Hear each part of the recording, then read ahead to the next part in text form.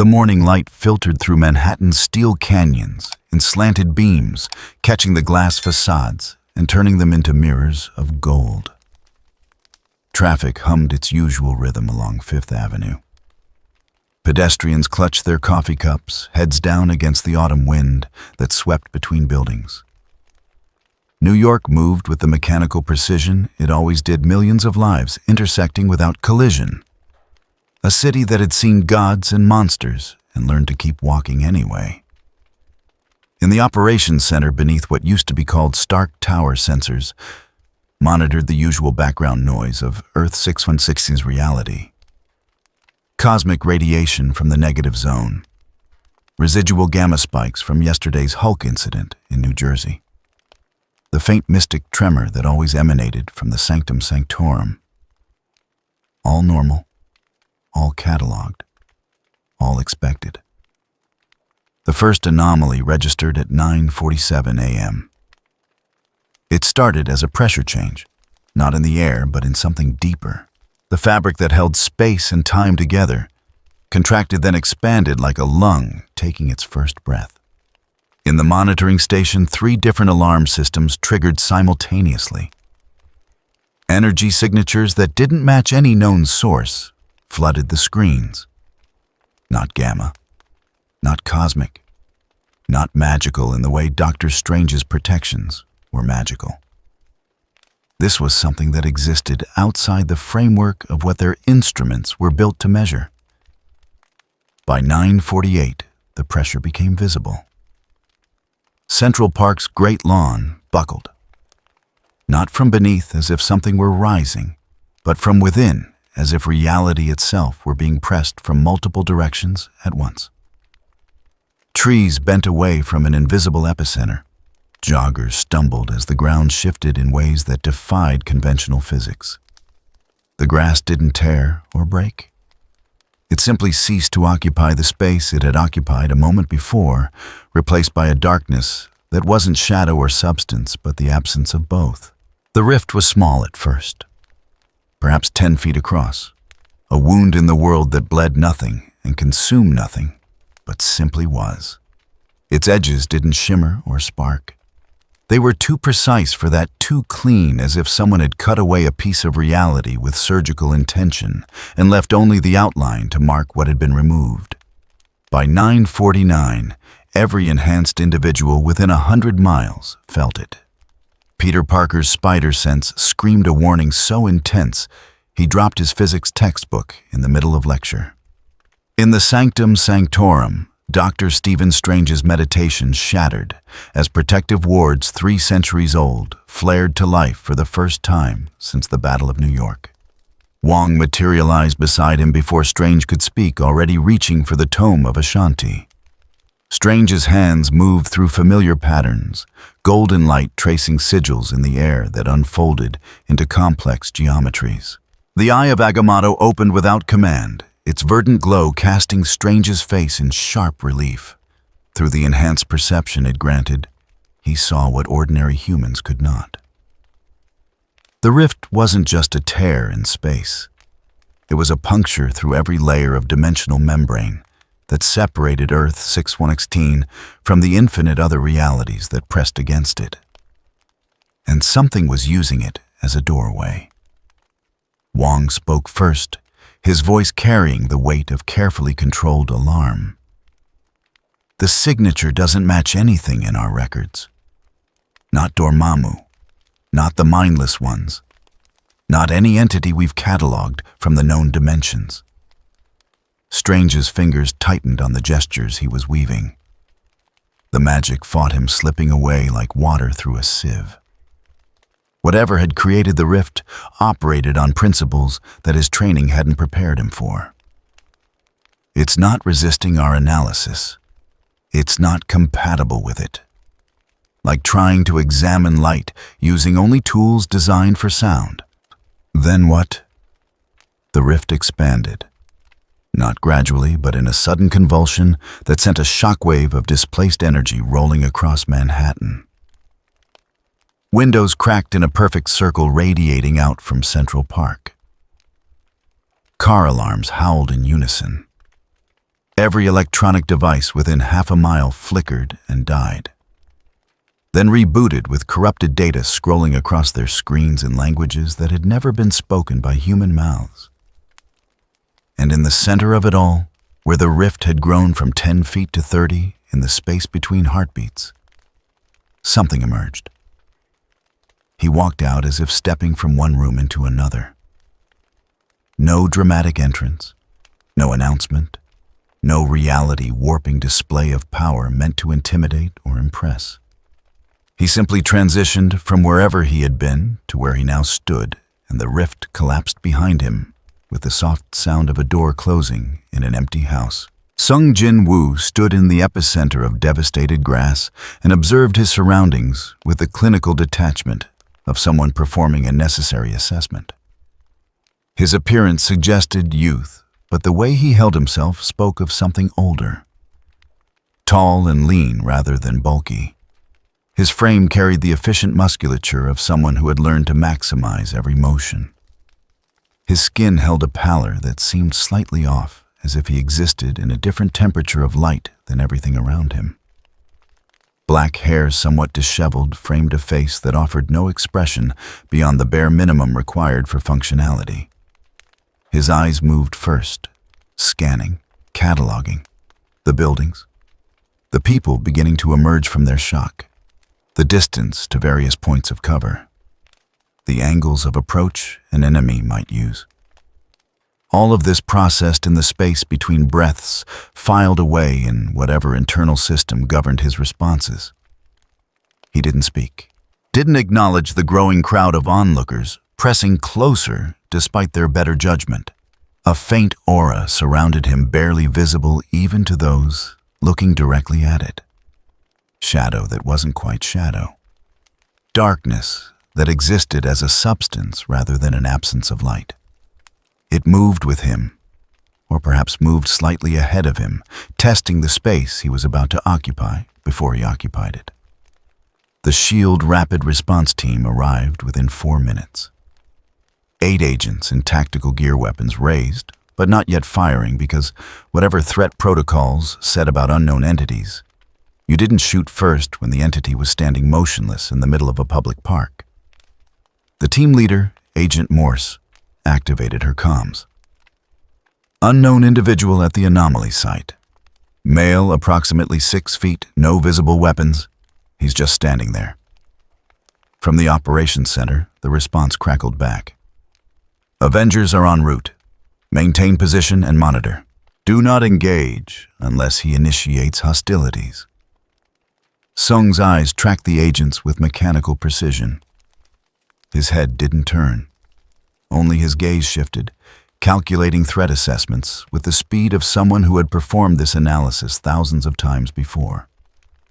8 targets, conventional weapons, standard tactical formation, threat level minimal, response required none. But his system registered something else. Energy signatures that didn't match the standard parameters of this reality. 3 distinct sources closing fast. 2 traveling through conventional space, 1 moving through dimensional shortcuts that bent the distance between 2 points into something more convenient.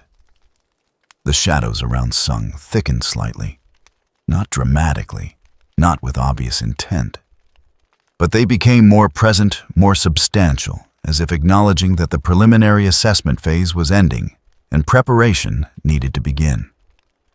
Agent Morse saw the change. Her training told her to fall back.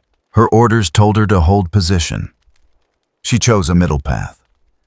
Sir, the shadow effect around the target is intensifying. Recommend we establish a wider perimeter.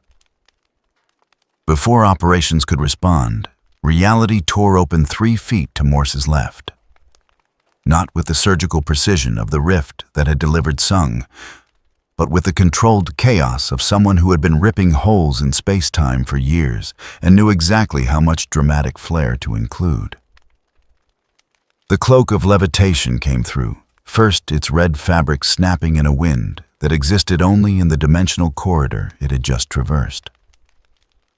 Dr. Strange followed his hands, already positioned in defensive configurations, mystic energy gathering in the spaces between his fingers. Wong emerged from a second portal, this one opening with more restraint. No flash. No unnecessary movement. Just the simple transition from the sanctum to Central Park that efficiency demanded. He carried the tome of Ashanti, its pages already open to incantations designed for dimensional containment. His eyes found Sung immediately began the same assessment the S.H.I.E.L.D. agents had already performed, but with tools that could pierce deeper. Strange's portal closed behind him. His expression carried that particular combination of wary alertness and intellectual curiosity that defined his approach to threats. The eye of Agamotto pulsed once, casting its emerald radiance across Sung's scanning layers of reality that conventional instruments couldn't touch. What it found made Strange's carefully maintained composure fracture for just a moment. His left hand tightened on the gesture he was holding. The golden light of his defensive spell flickered. "That's not possible," Strange said quietly, more to himself than to Wong or the listening S.H.I.E.L.D. team. Wong glanced at him. "What are you reading?" Strange's voice carried the tone of someone being forced to report observations that contradicted everything their training had taught them. His energy signature. It's not mystical. It's not technological. It's not quantum, not dimensional, not any form of power we've cataloged. And it's not interfacing with our reality the way foreign entities do. It's not adapting to our physics. It's just existing in parallel, like two radio frequencies that occupy the same space without intersecting. Sung still hadn't moved, still hadn't spoken. But his eyes had shifted to Strange, and something in that gaze suggested recognition. Not of Strange specifically, but of what Strange represented. Magic user. Reality manipulator. Potential threat. The shadows around Sung's feet began to spread, creeping across the dead grass, in patterns that suggested deliberate design rather than random dispersion. Wong took a half-step forward, the tome's pages rustling though no wind touched them. "Unknown entity. You have breached dimensional barriers and manifested in Earthward 616 without authorization. Identify yourself and state your purpose." Silence. Not the silence of someone choosing not to answer, but the silence of someone for whom the question itself was irrelevant. Sung's expression didn't change. His stance didn't shift. Only his eyes moved, completing their assessment of Wong, then returning to Strange as the greater immediate threat. Agent Morse's voice cut through the tension.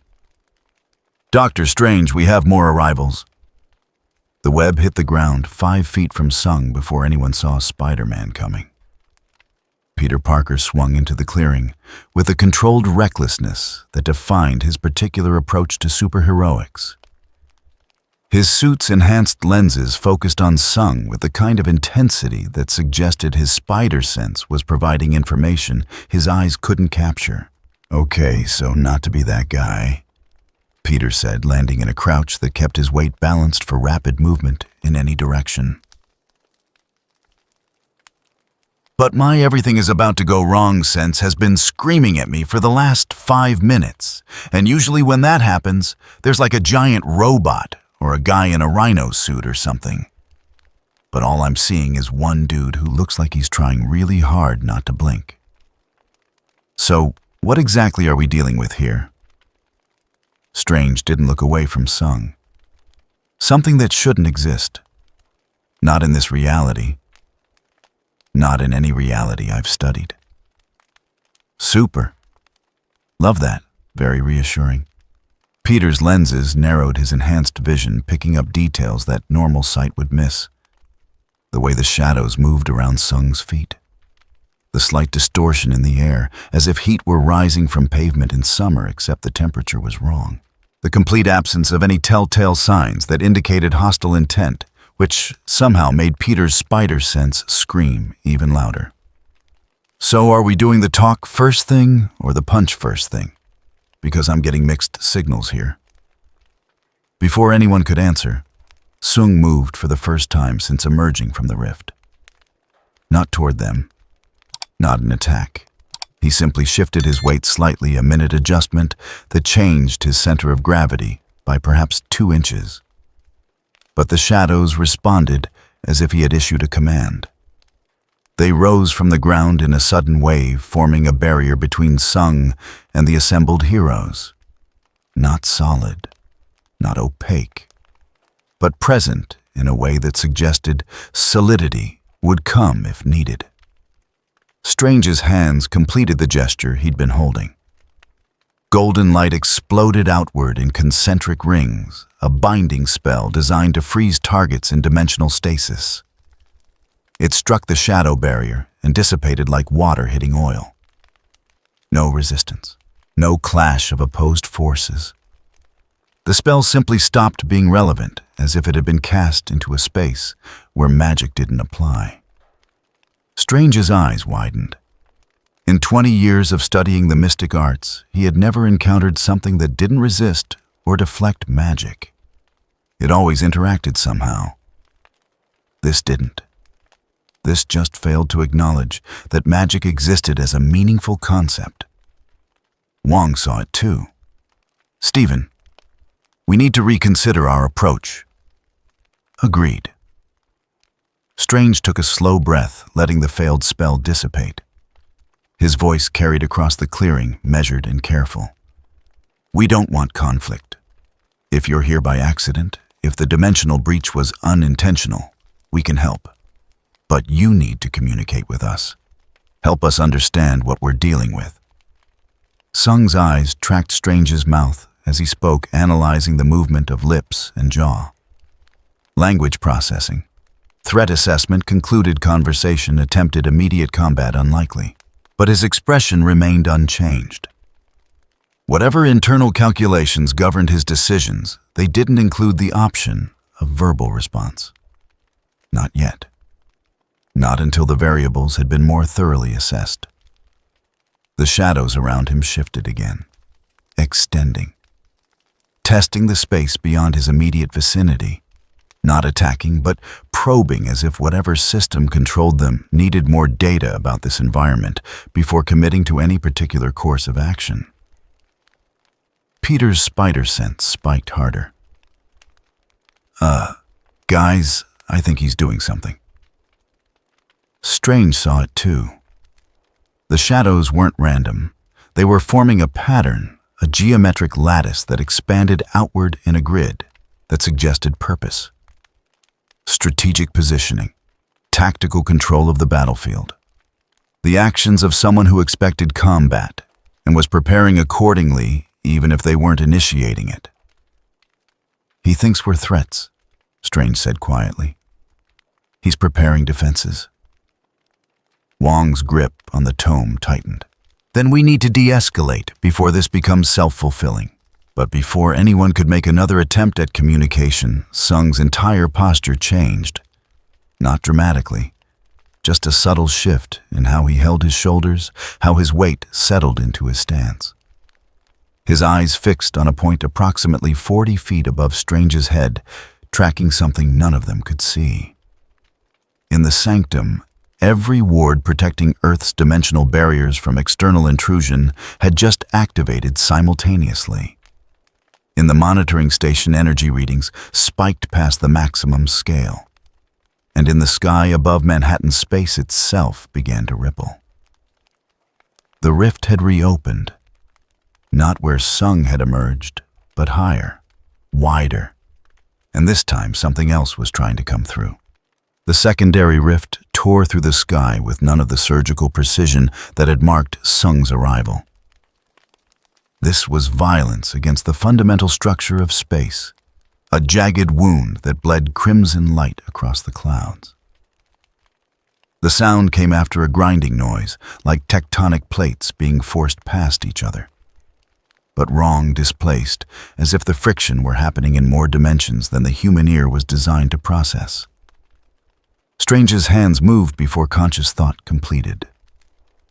The shield manifested in overlapping layers, each one a different frequency of protective energy, designed to deflect, absorb, or redirect whatever came through that bleeding tear in reality. Wong matched him instantly, the tome of Ashanti's pages turning themselves to incantations that predated human language.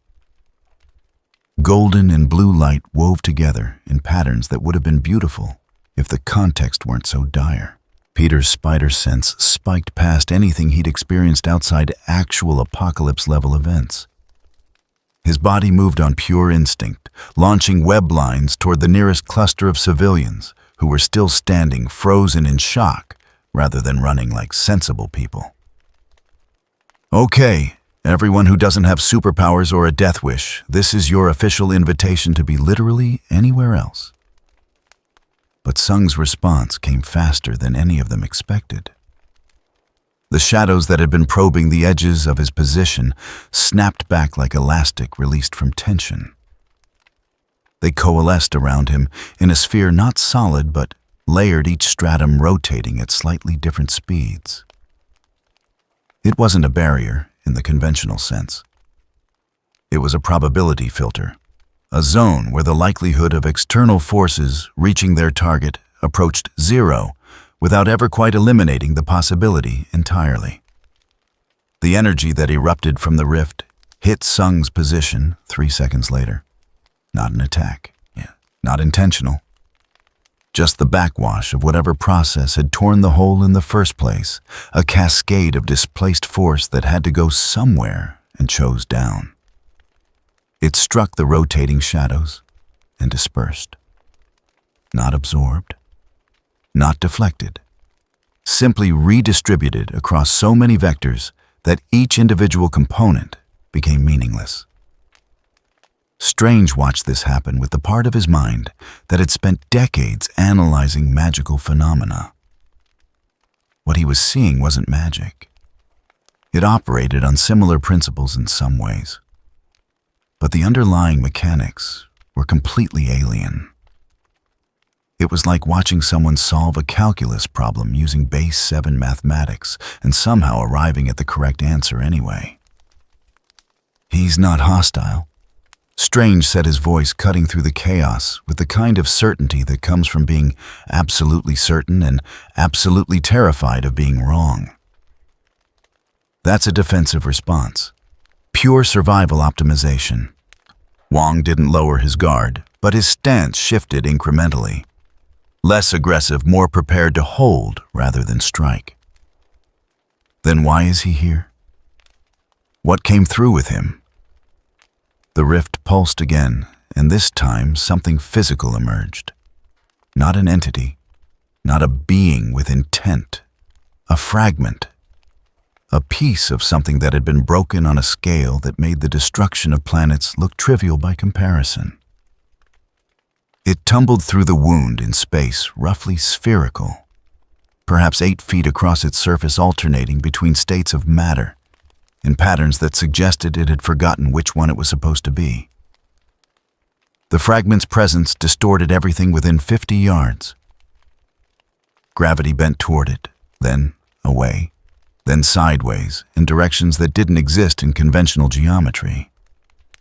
The grass beneath it aged 1,000 years and regressed to seeds simultaneously. Light curved around it in paths that violated every optical principle Strange had ever studied. And the fragment was falling directly toward the cluster of S.H.I.E.L.D. agents who had established the perimeter.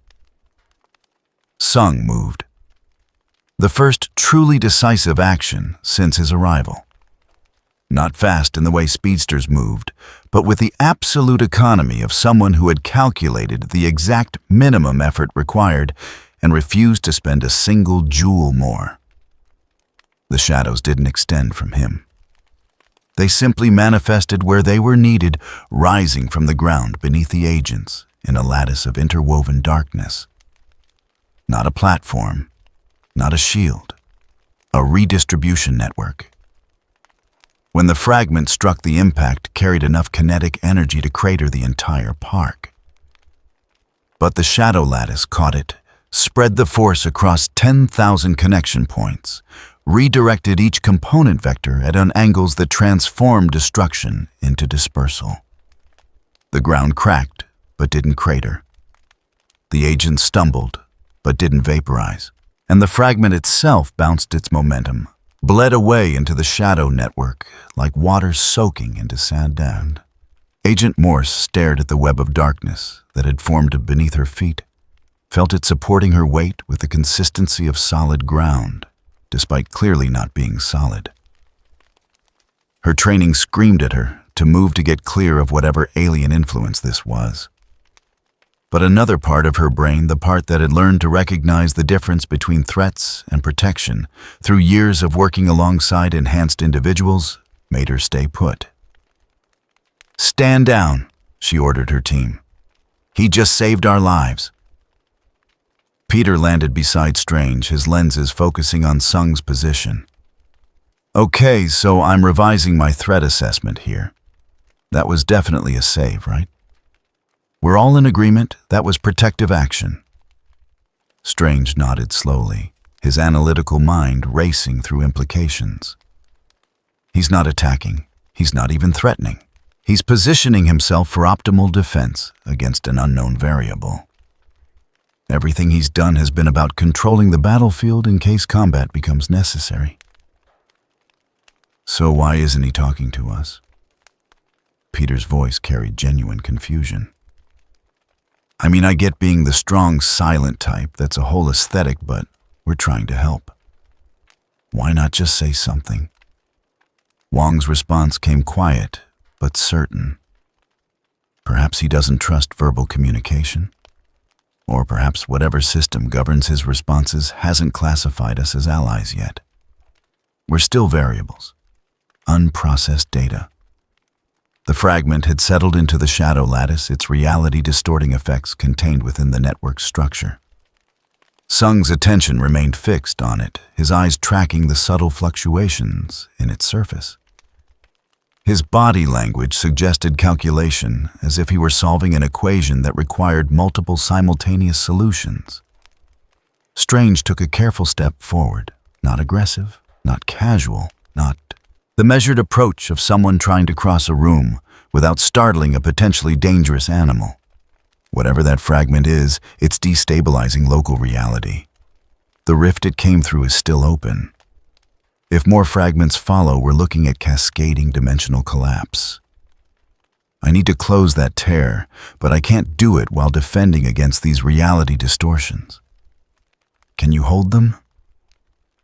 Sung's eyes shifted from the fragment to Strange. The calculation happening behind that gaze was almost visible. Threat assessment updated. Magic user proposes tactical cooperation.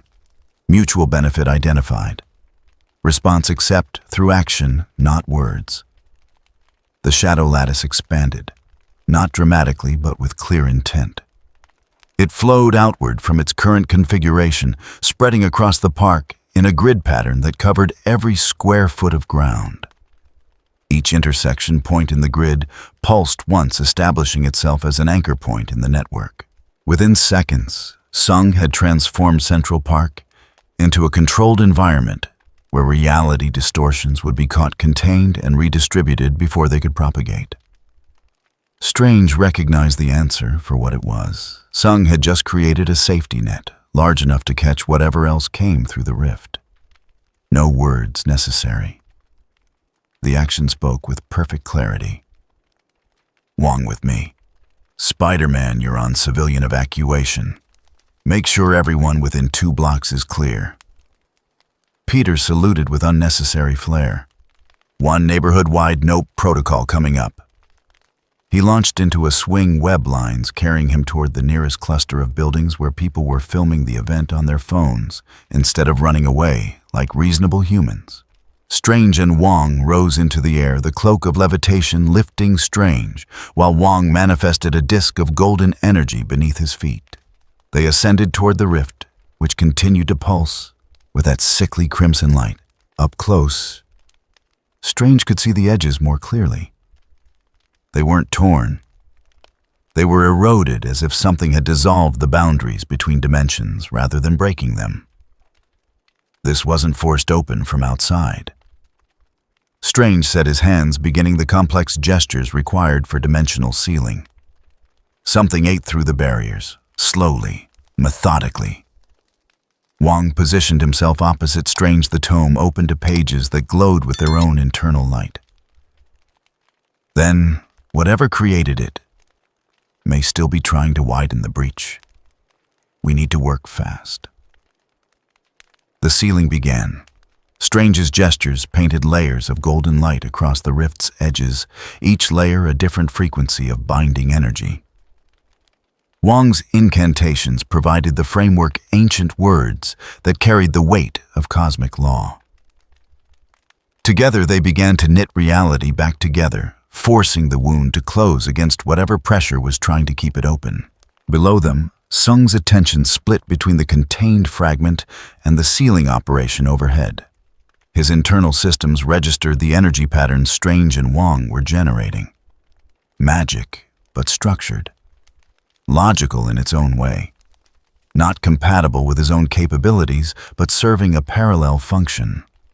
Threat reduction through environmental control. A second fragment pushed through the rift before the sealing was complete. Smaller than the first, perhaps 3 feet across, but spinning faster, its reality distortion field more concentrated. It fell at an angle, tumbling toward the edge of Sung's lattice network. Sung's response was instantaneous. The shadows at the impact point thickened, forming a cup-like structure that caught the fragment mid-fall. But this one was different. It wasn't just distorting reality. It was trying to consume it, pulling matter and energy into itself, like a miniature black hole with selective appetite. The shadow lattice strained connections, stretching as the fragment's pull increased. For the first time since arriving, Sung's expression changed. Not to alarm or concern, but to something that might have been clinical interest.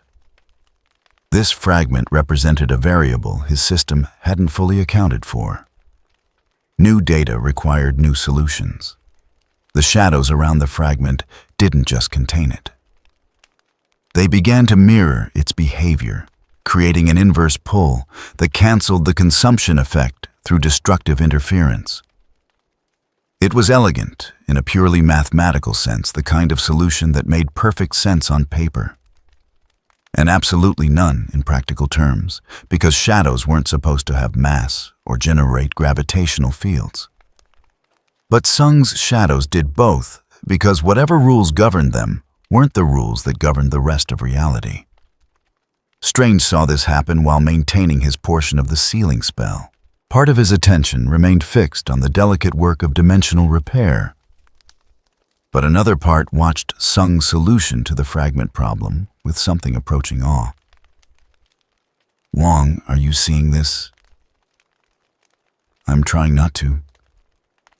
Wong replied, his voice strained from the effort of maintaining the incantation. If I think too hard about what I'm seeing, I'm going to have questions I can't answer. And right now, I need all my focus on questions I can. The rift resisted. Whatever had eroded it wasn't done trying to keep it open. Strange felt the pressure, a pushing sensation against his binding spells that suggested intent rather than random force. Something on the other side wanted this doorway to remain accessible. Strange's hands moved faster, layering more bindings, reinforcing weak points as they appeared. Sweat beaded on his forehead despite the cool autumn air. Sealing dimensional rifts was never easy, but this one fought back with uncommon determination. It's not closing, he said through gritted teeth. Something's anchoring it open from the far side. Wong's response came between syllables of the incantation. Can you identify the anchor? Strange extended his perception through the eye of Agamotto, letting its power pierce deeper into the rift's structure. What he found made him wish he hadn't looked. On the other side of the tear, in whatever space existed beyond Earth, 616's dimensional boundaries, something vast was pressing against the weakened barrier. not trying to come through, just maintaining contact, keeping the wound from healing, and it was aware of him. The moment Strange's perception touched it, the thing on the other side turned its attention toward him. Not hostile, not curious, just noticing the way a human might notice an insect walking across their field of vision. Strange's concentration shattered. The binding spells flickered. For one terrible moment, the rift widened instead of closing. Wong caught the slack, his incantation rising to a shout that carried across the entire park. The tome's pages burned with light that had no business existing in normal space. The framework held barely giving Strange the seconds he needed to rebuild his focus. But they both knew the truth now. They couldn't close this rift, not completely, not while that presence maintained its anchor on the other side. The best they could do was seal it partially, reduce it from a gaping wound to a hairline crack. Contain the immediate threat while leaving the larger problem unresolved. Strange met Wong's eyes across the shrinking rift. No words necessary. They both made the same calculation. Partial success, now complete solution later. The immediate priority was stopping more fragments from falling through and destabilizing Manhattan. They sealed what they could. The rift shrank from 30 feet to 3, then to 3 inches, a barely visible fissure in space that still bled that faint crimson light. Not perfect, not permanent, but functional for the immediate crisis.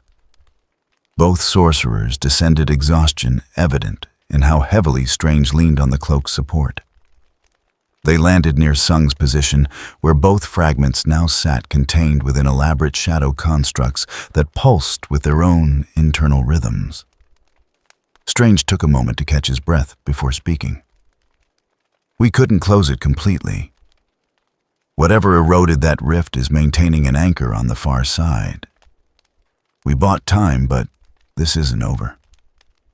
Sung's eyes moved from the fragments to the reduced rift overhead, then back to Strange. His expression hadn't changed, but his posture had relaxed fractionally. Immediate crisis contained. Threat level reduced.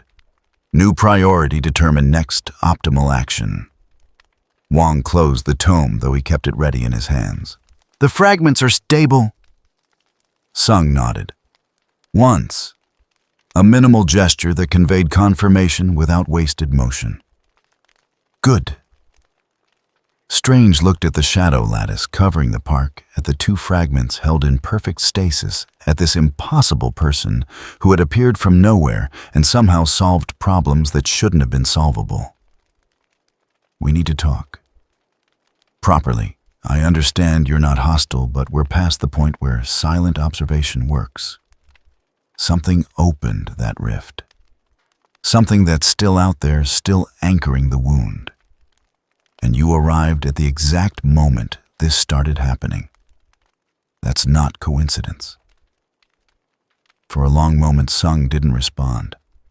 His eyes tracked across the assembled heroes, the contained fragments, the sealed rift overhead. Processing. Calculating.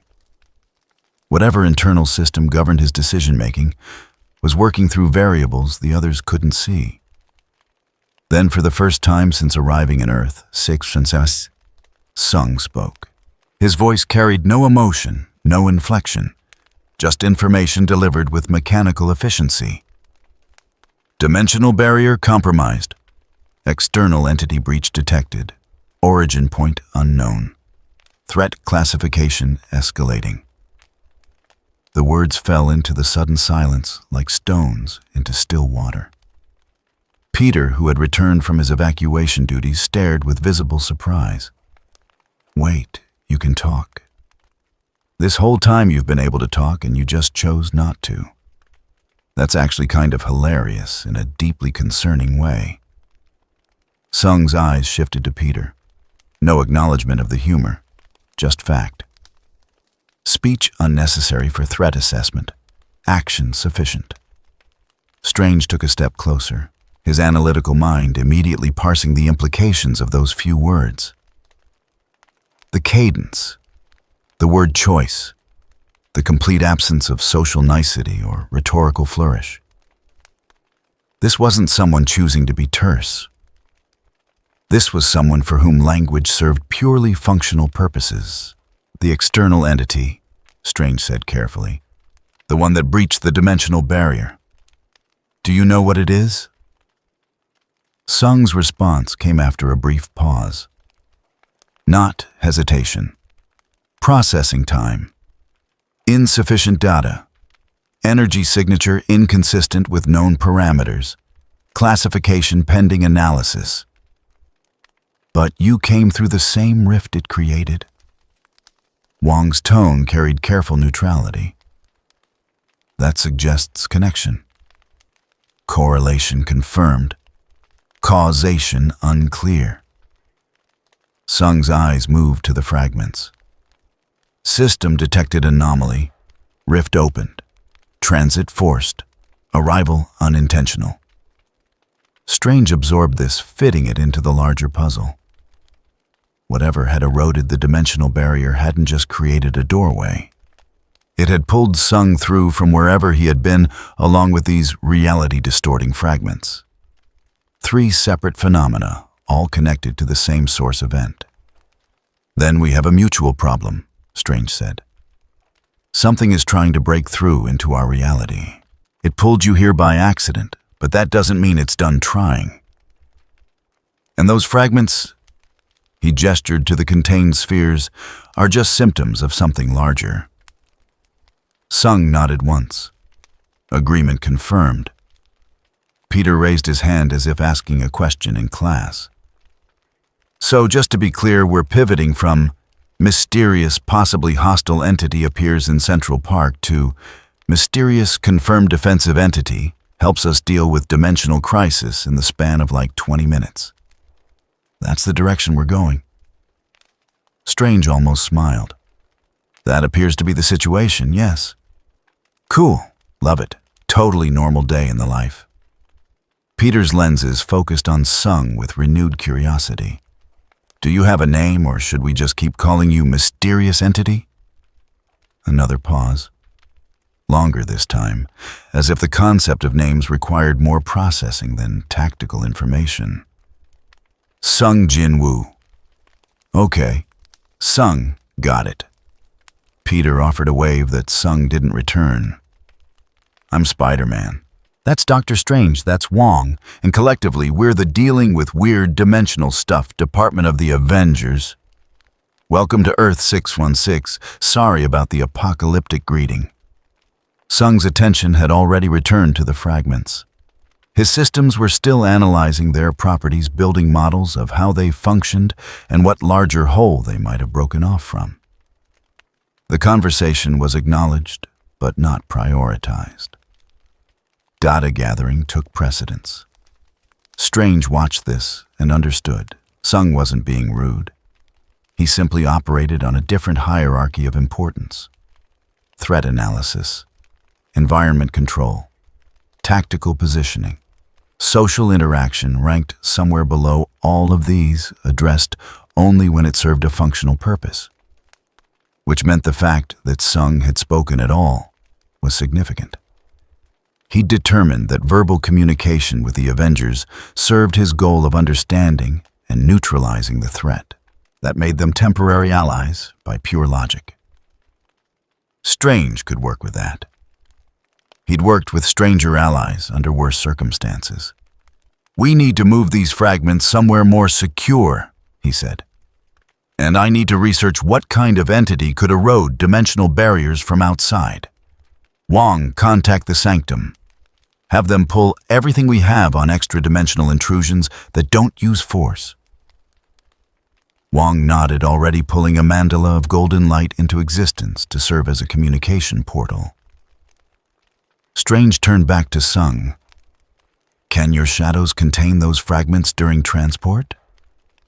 Sung's answer came through demonstration rather than words. The shadow constructs around both fragments solidified, forming perfect spheres that rotated slowly. self-contained, mobile, ready for transport. Right. Of course. Strange looked up at the hairline crack, still bleeding crimson light into the sky. We're going to the Avengers compound. We need facilities, we need sensors, and we need to figure out exactly what we're dealing with before that crack widens again. Sung followed the direction of Strange's gaze to the rift. His systems ran probability calculations, time until next fragment emergence, likelihood of breach expansion, optimal response strategies. The numbers weren't encouraging. Whatever had created this situation wasn't done. The anchor on the far side remained active. The erosion process continued just slower now, working against Strange's sealing spells with patient persistence. They had bought time, but time was all they had bought. The real crisis was still building, still pressing against the weakened dimensional barriers of Earth 616. And somewhere beyond the crack in space, something vast and patient was waiting to see if the door would open wider.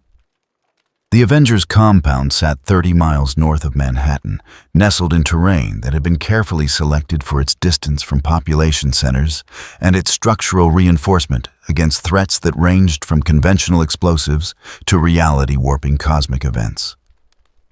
The main facility descended 7 levels underground, each successive layer designed to contain progressively more dangerous phenomena.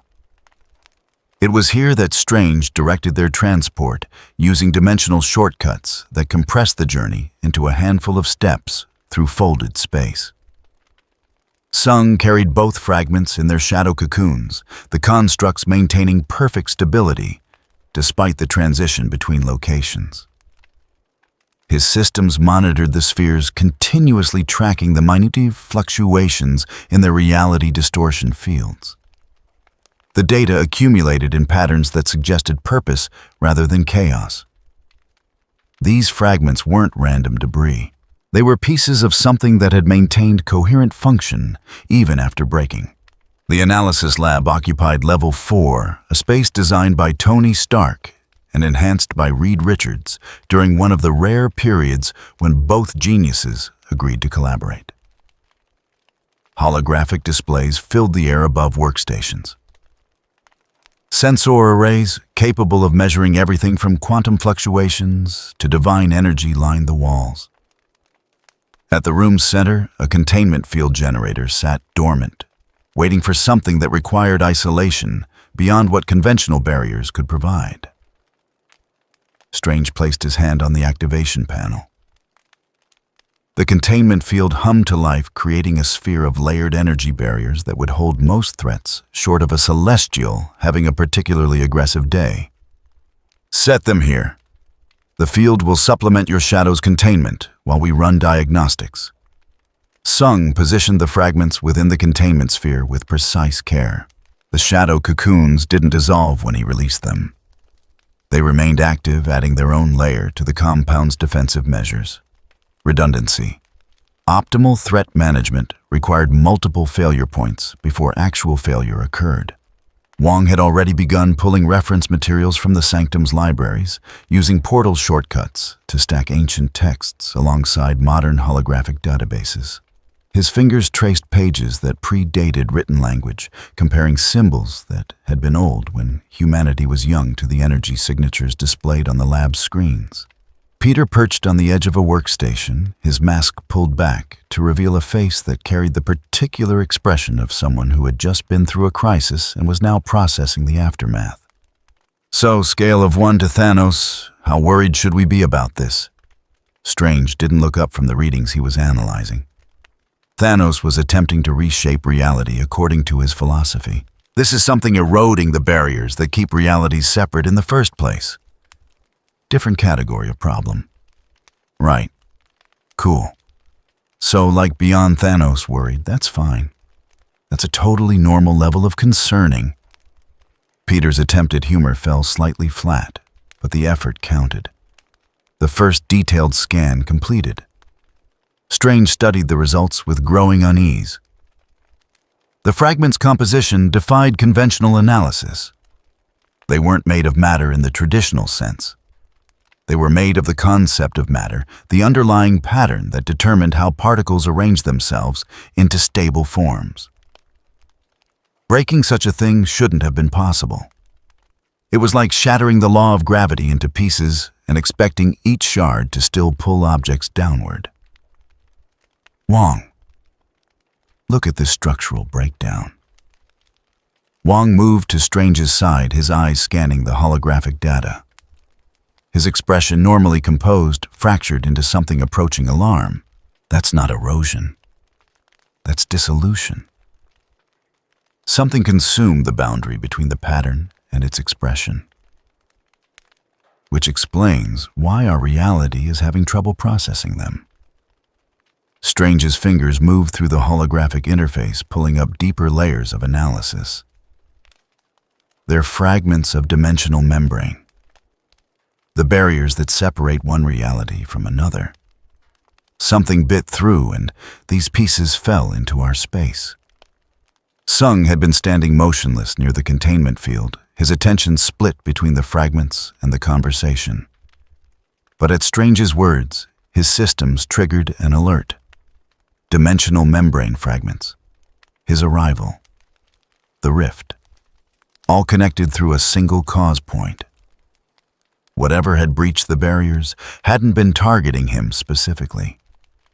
He had simply been in the wrong place when the structure of reality developed a hole. Identification progress. Sung said, his voice carrying that same emotionless efficiency. Fragments classified. Origin point remains unknown. Method of breach requires further analysis. Strange turned to face him fully. Your system can analyze them. You're getting readings we can't access. Sung nodded once.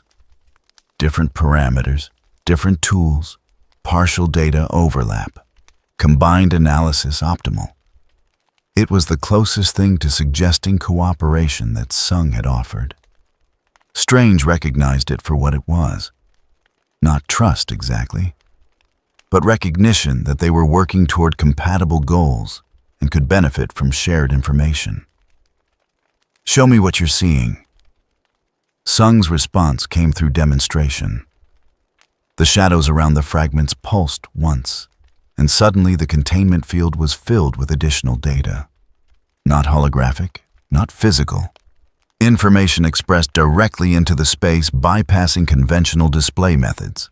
Structural diagrams of the fragment's composition appeared as patterns of darkness and light, showing relationships that the lab's sensors had missed because they were measuring in 3 dimensions while the fragments existed in 5. Wong stared at the display with an expression that suggested he was seeing something he really wished he wasn't. Stephen, those connection points. The way the fragments are still trying to bond with each other despite being separated. I see it. Strange's voice had gone very quiet. They're not fragments from different breaches. They're pieces of the same membrane section. Which means somewhere out there, there's a gap large enough that chunks this size could break off. The implications settled into the room like a weight. The hairline crack they'd sealed over Central Park was bad enough. But if that was just a symptom of a larger breach somewhere in the dimensional structure surrounding Earth 616, then they weren't dealing with an isolated incident. They were looking at the leading edge of systemic failure. Peter broke the heavy silence. Okay, so real quick before we all spiral into existential dread, what's the fix here? Because there's always a fix, right? We figure out where the big hole is, we patch it with, I don't know, cosmic duct tape or whatever, and reality continues to not collapse. That's the plan. Strange wished he could offer that certainty. First, we need to locate the primary breach point. These fragments left a trail when they fell into our space. If we can trace their trajectory backward, we can find where they came from. I can help with that, Peter offered. The suit's got tracking protocols for analyzing ballistic trajectories. I mean, usually I'm using them to figure out where someone threw a car from, but the math's the same, right? The math is significantly more complex when the trajectory includes vectors through dimensions that don't have spatial coordinates, Wong said gently.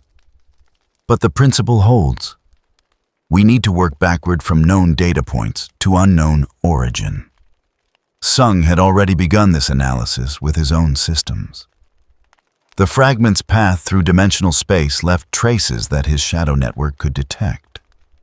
Not because the shadows were seeing the trail directly, but because they could sense where reality was thinner, where the barriers had been weakened by the fragment's passage. It was like tracking something through water by finding the currents it had disturbed, but the trail led somewhere his systems classified as concerning. Not into empty dimensional space, not toward some distant reality. The trajectory pointed toward the boundaries of S.H.I.E.L.D itself, toward the fundamental barriers that separated this universe from the infinite void beyond. Trail located, Sung reported. Terminus point identified. Warning proximity to cosmic threshold detected. Strange's hand stilled on the holographic controls. Define cosmic threshold. Boundary layer. Universe membrane. Point where local physics terminate and multiversal void begins. Every person in the room understood what that meant. The breach wasn't just in the dimensional barriers between parallel Earths. It was in the outer walls, the fundamental boundaries that kept S.H.I.E.L.D from dissolving into the chaos of the space between universes. Wong closed the ancient text he'd been referencing with careful deliberation. If something has breached the universe membrane, we need to inform the cosmic entities. This is beyond our jurisdiction. The Watchers, Peter asked. Among others. Strange's expression had gone grim. The Living Tribunal specifically. This is exactly the kind of existential threat to reality's structure that falls under its purview. As if responding to its name being spoken, the lights in the lab flickered. Not a power failure, not a malfunction. The illumination simply dimmed as something vast pressed its attention against the Avengers' compound from a direction that wasn't physical space. Temperature dropped 5 degrees in an instant. Gravity wavered, pulling slightly sideways before correcting itself. Sung's shadows snapped into defensive configurations automatically. Threat detected. Source unknown. Classification extreme. But Strange raised a hand, his voice carrying warning. Don't. Whatever you're sensing, don't react defensively. That's not an attack. The pressure in the room intensified. Reality itself seemed to hold its breath as if waiting for something to finish arriving. Then, in the space above the containment field, presence manifested. Not physical form, not avatar or projection, simply the fact of attention focused and absolute. The Living Tribunal didn't appear in any conventional sense. There was no body, no face, no form that human senses could fully process. What manifested was the awareness of being observed by something that existed on a scale that made galaxies look like dust motes. 3 aspects, 3 judgments, 3 perspectives evaluating the situation simultaneously from positions that didn't align with conventional geometry. Peter's spider sense didn't scream. It went completely silent the same way prey animals freeze when a predator's attention fixes on them. His voice came out barely above a whisper. What is that? The Living Tribunal. Strange answered, his own voice carrying the weight of someone speaking in the presence of cosmic law made manifest. The entity charged with maintaining balance across all realities. If it's here, that means this situation has crossed thresholds that require its attention. Wong had already dropped to one knee, performing the formal acknowledgement that tradition demanded when cosmic entities manifested. Strange didn't follow suit. Respect, yes. Submission, no. He'd dealt with the tribunal before during the darker days of his early tenure as Sorcerer Supreme. The tribunal's attention moved across the room in a sweep that analyzed, categorized, and judged everything it touched. The fragments in their containment field, the monitoring equipment attempting to measure them, Wong with his ancient texts, Peter frozen in place, Strange meeting its regard with as much composure as he could maintain. And then its attention settled on Sung. The weight of that focus was immediately apparent, not hostile, not even particularly interested in the way humans were interested in things, but absolute, total, the kind of examination that peeled away layers of reality to see what lay beneath. Sung's shadows writhed under that pressure, not in pain, but in response to being observed by something that saw all their functions simultaneously. For the first time since arriving in Earth 616, Sung's systems registered a threat they couldn't calculate clear response parameters for. This entity operated outside the frameworks his analysis tools were designed to measure. No energy signature in conventional terms, no physical form to target, no tactical approach that would mean anything against something that existed as a fundamental cosmic principle. The tribunal's judgment came not as words, but as information delivered directly into the minds of everyone present. Each person heard it in their own internal voice, but the meaning was identical. The barrier breach has been noted. The fragments are symptomatic of deeper structural failure. Local reality's integrity approaches threshold of concern. Intervention, consideration pending. Current assessment observation mode. Escalation to correction mode. Conditional on threat expansion beyond current parameters. Strange absorbed this translating cosmic bureaucracy into practical terms. You're watching, but not acting. Not yet. Confirmation without sound. The tribunal's attention shifted fractionally, examining the hairline crack that still existed over Manhattan, analyzing the erosion patterns Strange and Wong had fought to contain. The entity responsible for this breach exists outside jurisdiction of established cosmic law. Origin undefined dimensional space. Methods incompatible with standard reality mechanics. Classification anomaly requiring new protocols.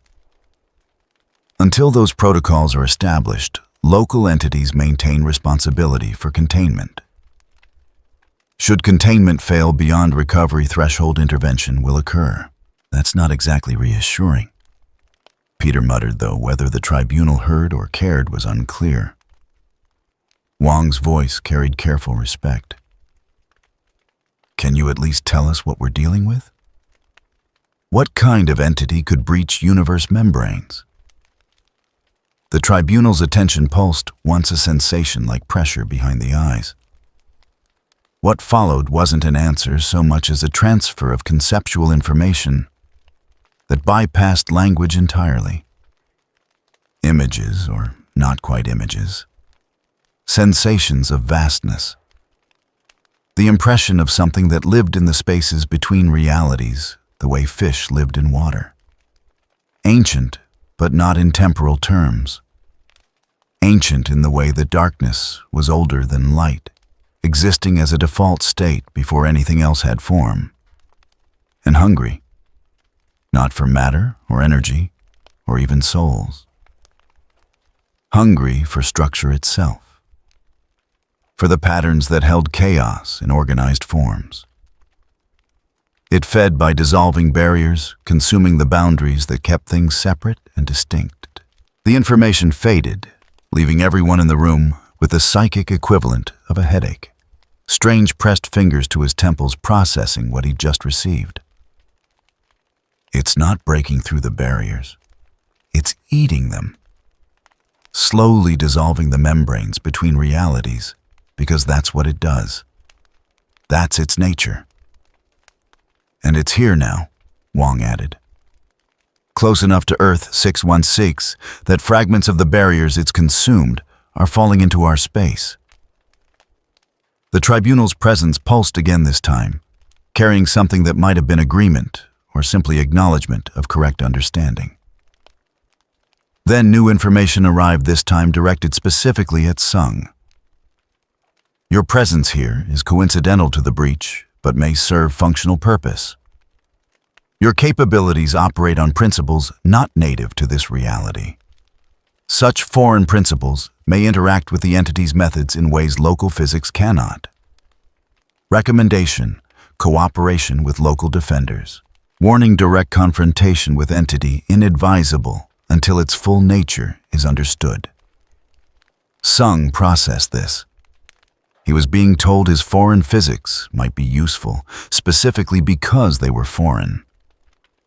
His shadow network didn't follow Earth 616's rules, which meant it might function where magic and technology failed. It was the cosmic equivalent of being told his incompatibility with the local framework was actually an asset. Understood, Sung said, his voice carrying no emotion about being conscripted by cosmic law into fighting a reality-eating entity. Just acknowledgement of new mission parameters. The tribunal's attention began to withdraw, its presence fading from the lab. But before it departed entirely, one final piece of information arrived.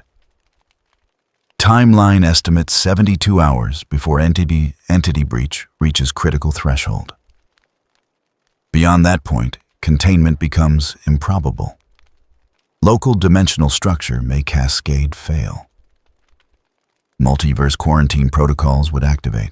Earth 616 would be sealed from external contact to prevent spread. Population expendable in context of larger multiversal stability. The presence vanished completely. Lights returned to normal intensity. Gravity settled back into familiar patterns. But the weight of that final statement remained pressing down on everyone who had heard it. 72 hours, Peter said into the silence. And if we don't fix this, the cosmic entities just cut us off and let whatever's out there finish eating through. That's their plan. Strange's jaw tightened. Not a plan, a protocol. The tribunal doesn't make decisions based on compassion or value judgments about individual lives. It maintains multiversal balance. If sacrificing one universe prevents the entity from spreading to others, that's the calculation it makes.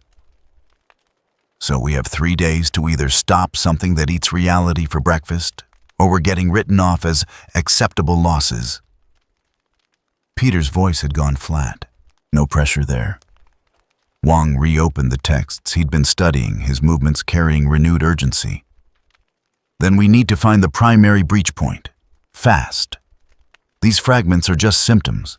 The actual wound is somewhere out there in the dimensional boundaries, and that's where the entity is feeding.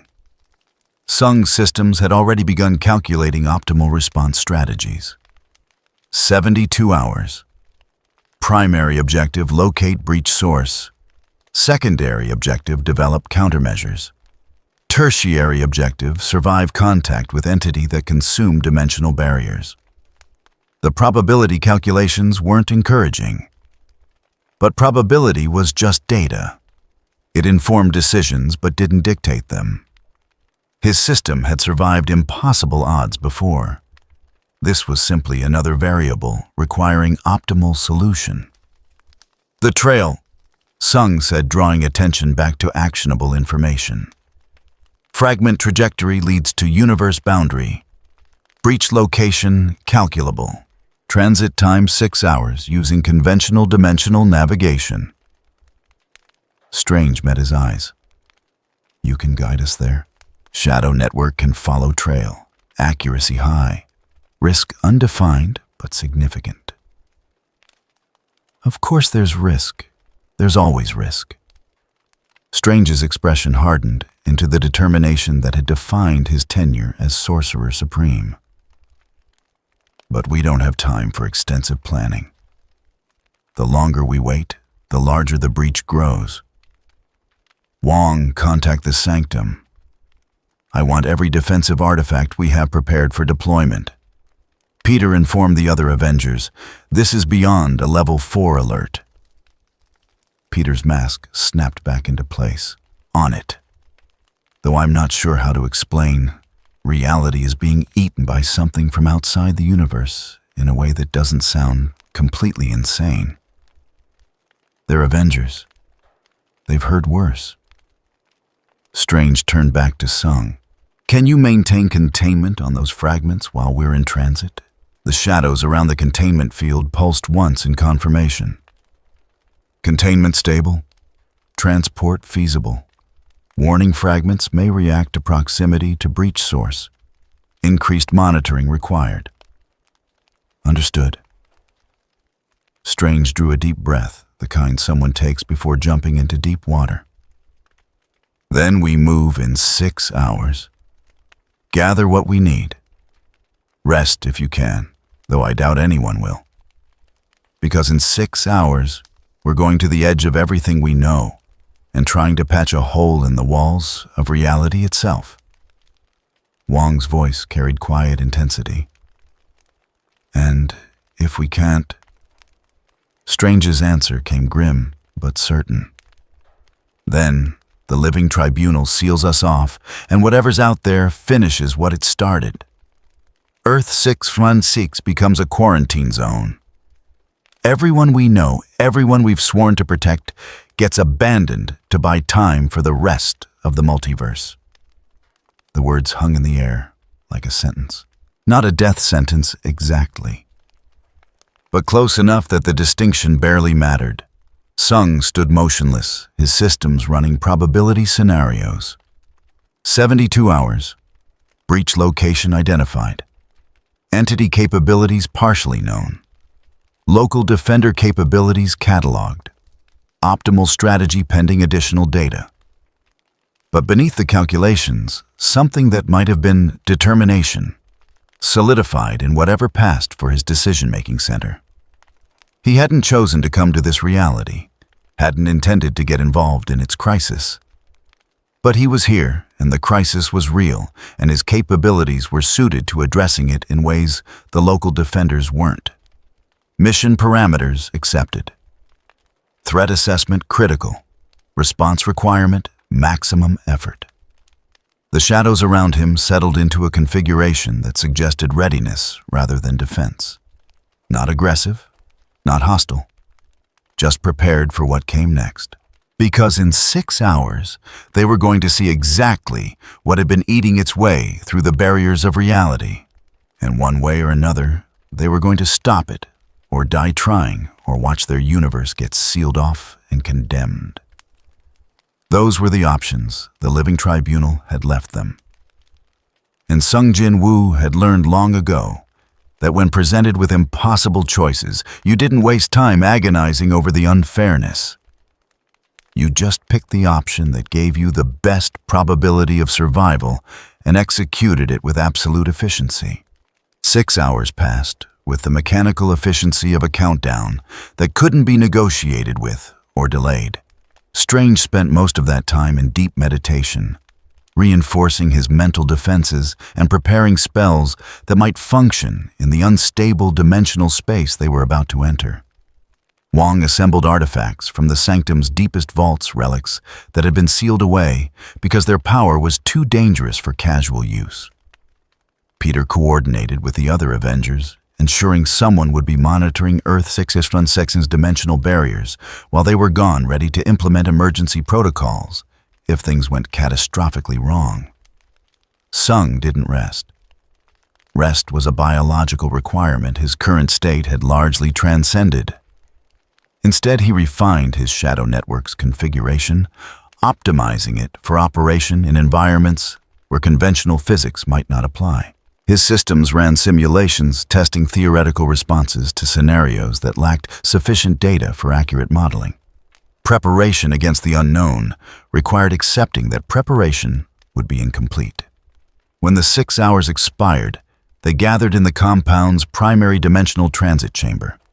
The room was circular, its walls inscribed with equations that bent space according to principles Tony Stark and Reed Richards had derived by combining quantum mechanics with mystic theory. At the center, a raised platform waited designed to anchor those standing on it, while reality shifted around them. Strange positioned himself at the platform's edge, the eye of Agamotto gleaming against his chest. Wong stood opposite the tome of S.H.I.E.L.D, open to a page that showed diagrams of dimensional architecture that shouldn't have been possible to diagram. Peter checked his suit's systems one final time, ensuring the enhanced sensors were calibrated for environments that might not have consistent electromagnetic radiation. Sung joined them on the platform. The shadow contained fragments hovering in orbit around him like dark moons around a planet. His presence had become familiar enough over the past hours that none of them flinched when the shadows moved. Familiarity bred, if not trust, at least acceptance of tactical necessity. "Last chance to back out," Strange said, though his tone suggested he didn't expect anyone to take the offer. "Where we're going, the rules that govern our abilities might not function properly. Magic that works perfectly here could fail completely there. Powers could malfunction. We might not even be able to breathe in any conventional sense." Peter's response carried forced lightness. "You know, when you put it that way, it sounds really fun. Are we sure we can't just send a strongly worded letter instead? The entity consuming dimensional barriers doesn't read correspondence." Strange's hands began the gestures that would open the transit portal. "Sung, you're our navigation. Your shadow network can follow the trail where my portals can't. Once I establish the initial connection, you guide us the rest of the way." Sung nodded once. His shadows extended from the platform, reaching into spaces that weren't physically adjacent, but were dimensionally connected. They spread like roots seeking water, finding the traces left by the fragment's passage through the layered membranes of reality. Strange's portal opened not as a circle, but as a tear, a reluctant wound in space that fought against existing. Golden light bled from its edges, and through the opening they could see not another location, but a concept of location, a space that existed between destinations rather than being one itself. "Stay close," Strange instructed. "If we get separated in dimensional transit, there's no guarantee we'll be able to find each other again." They stepped through together. The transition felt like falling sideways through a distance that had no measurement. Reality became negotiable for the duration of their passage, and each person experienced it differently based on their individual relationship with the concept of space. For Strange, it was familiar, a sensation he'd navigated thousands of times. The feeling of being stretched across dimensions, existing simultaneously in multiple states, before coalescing back into singular form.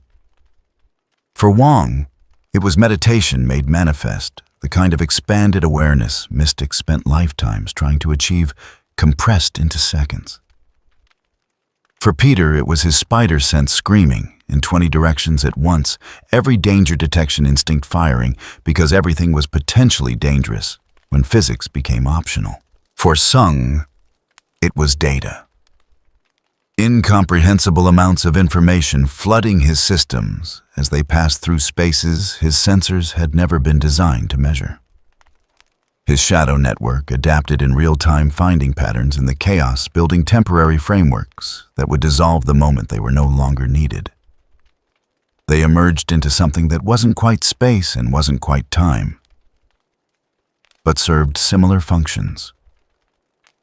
The dimensional boundary layer, the membrane that separated Earth's S.H.I.E.L.D from the infinite void beyond. Here, reality had thickness. What appeared as a simple division between inside and outside from any single perspective was actually a complex structure with depth and texture and internal geography. The environment defied easy description. There was light, but it didn't come from any source. There was substance underfoot, but it wasn't matter in the conventional sense. Distance and direction operated on principles that made compass readings philosophical rather than practical. And everywhere, signs of damage. The membrane that should have been seamless showed tears, erosion patches where the structure had simply dissolved into nothing. Some wounds were fresh, their edges still actively breaking down. Others were older, sealed by cosmic maintenance systems that worked to repair reality's infrastructure the way a body healed cuts. But the repairs weren't keeping pace with the new damage. Strange moved forward carefully, his cloak rippling in a wind that wasn't air. This is worse than I expected. The entity isn't just feeding at one location. It's consuming the membrane across multiple points simultaneously. Wong knelt beside one of the fresher wounds, his mystic senses analyzing its composition. The dissolution pattern is consistent with what we saw in the fragments. Whatever's causing this operates at a fundamental level, breaking down the bonds that hold dimensional structure together. Peter stood at the edge of one particularly large tear, looking through it into the void beyond. What he saw made his enhanced vision struggle to focus. Not darkness, not emptiness. Something that existed as a conceptual opposite to structure itself.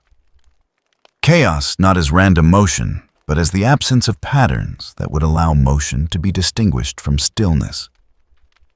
That's what's on the other side. His voice had lost its usual humor. That's where the entity lives. Lives isn't the right word. Strange joined him, looking into the same void. It exists there. It's native to that environment, the way we're native to structured reality. And it's trying to expand its habitat by dissolving the barriers that keep it out. Sung's shadow network had spread throughout the membrane layer, mapping the damage, tracing the patterns of dissolution. His systems identified 17 separate breach points within sensor range, each one growing slowly but steadily. And underneath all of them, a presence. Not physical, not conscious in any recognizable way, but aware. Noticing the structured reality on the other side of the membrane the way a creature might notice a source of food. Multiple breach points confirmed, Sung reported. Expansion rate accelerating. Estimated time to critical failure reduced from 72 hours to 56 hours.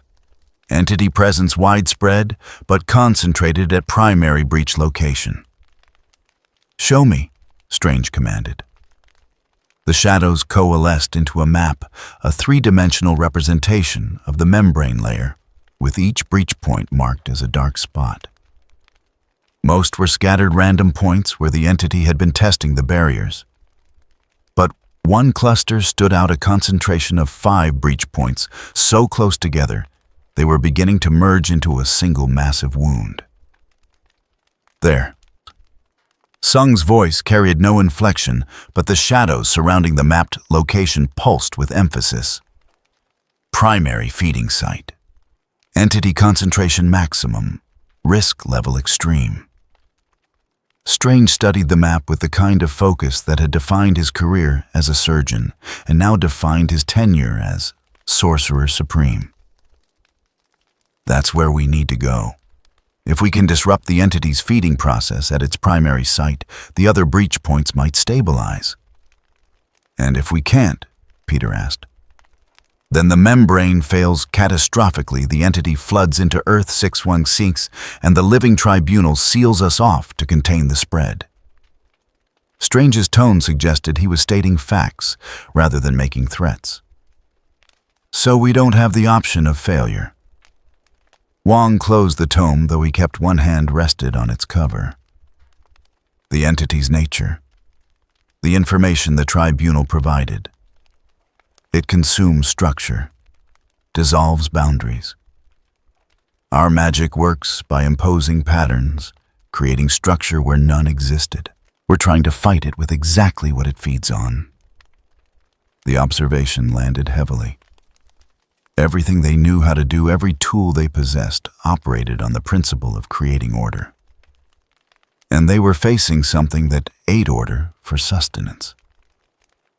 Strange's jaw tightened, but his voice remained level. Then we adapt. We don't try to impose structure where it's feeding. We disrupt its feeding process. Make the membrane indigestible somehow. How? Wong's question carried genuine uncertainty. We don't understand its biology, its methods, its vulnerabilities. We're working entirely in theoretical space. Sung had been processing this conversation through his system's analytical frameworks. The entity consumed structure. Magic created structure and thus fed the entity. But his shadows weren't magic.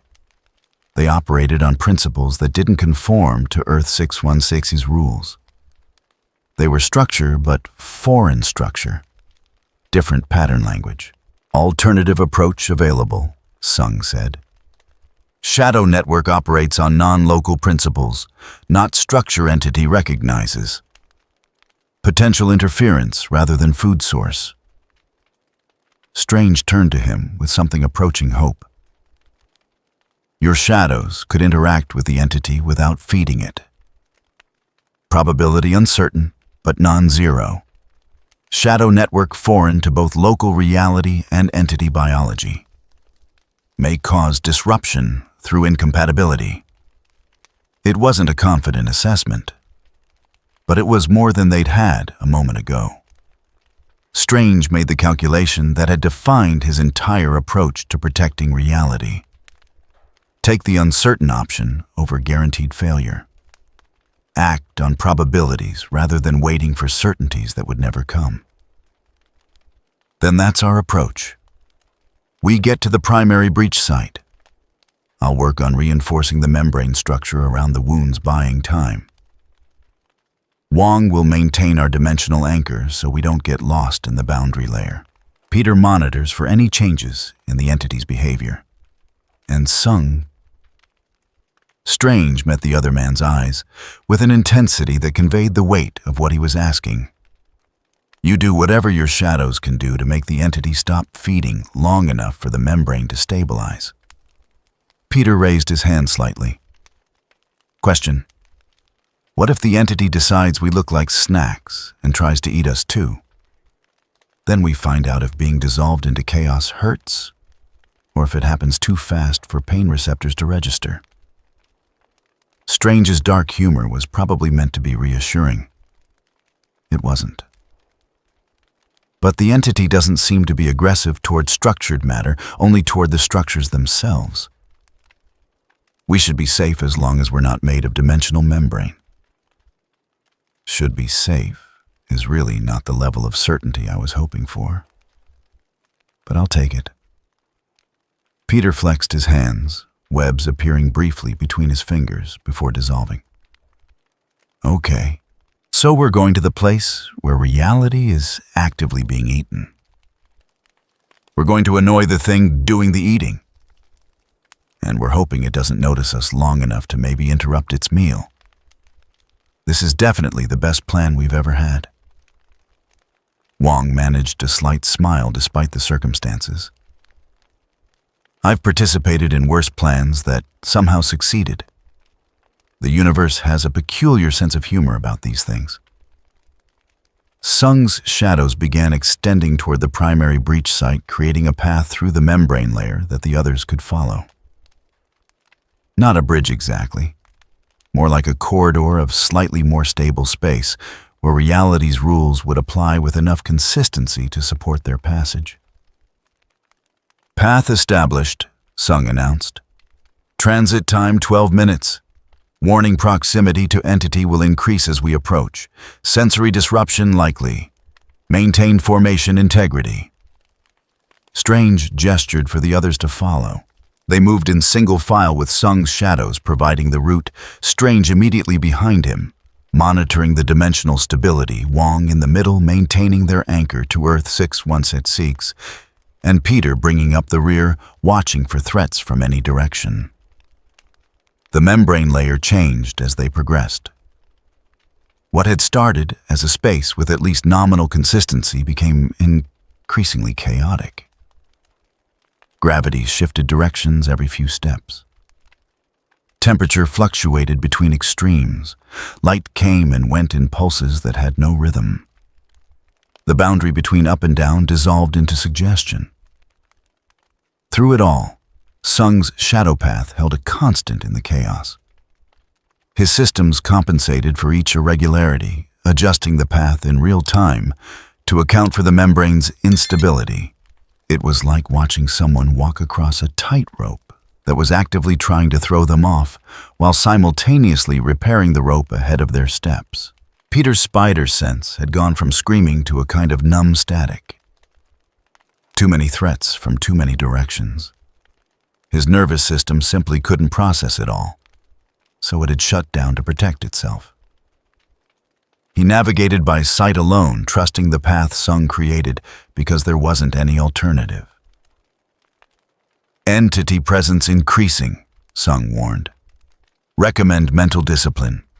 Proximity effect may cause perception disruption. The warning came barely in time. Reality began to blur at the edges, not visually, but conceptually. For a moment, Peter couldn't remember why having separate thoughts mattered when they could all just blend together into undifferentiated awareness. The sensation lasted perhaps 2 seconds before his spider sense kicked back online, with renewed intensity, shocking his consciousness back into discrete form. Strange weathered it better, his training in mental discipline, providing framework that the entity's influence couldn't easily dissolve. But even he felt it, the pressure against the boundaries of his selfhood, the suggestion that being a distinct person was just a pattern that could be dissolved like any other. Wong's response was to chant ancient words that reinforced the concept of individual identity through linguistic assertion. I am. I exist. I remain separate. The phrases acted as anchors, holding his consciousness together against pressure that wanted to blur it into the surrounding chaos. Sung experienced it differently. The entity's influence touched his systems and found something it couldn't process. His consciousness wasn't structured like a human's. It ran on frameworks that the entity had never encountered, patterns that didn't resemble anything in its dietary experience. The attempt to dissolve him failed not through resistance, but through incompatibility. Proximity effect confirmed, Sung reported with his usual lack of inflection. Entity unable to process non-standard consciousness architecture. Team members vulnerable. Recommend increased mental anchoring protocols. Strange began weaving a spell, not to attack or defend, but to reinforce each person's sense of individual existence. Golden light touched Peter, Wong, and himself, creating a framework that helped keep thoughts organized and distinct.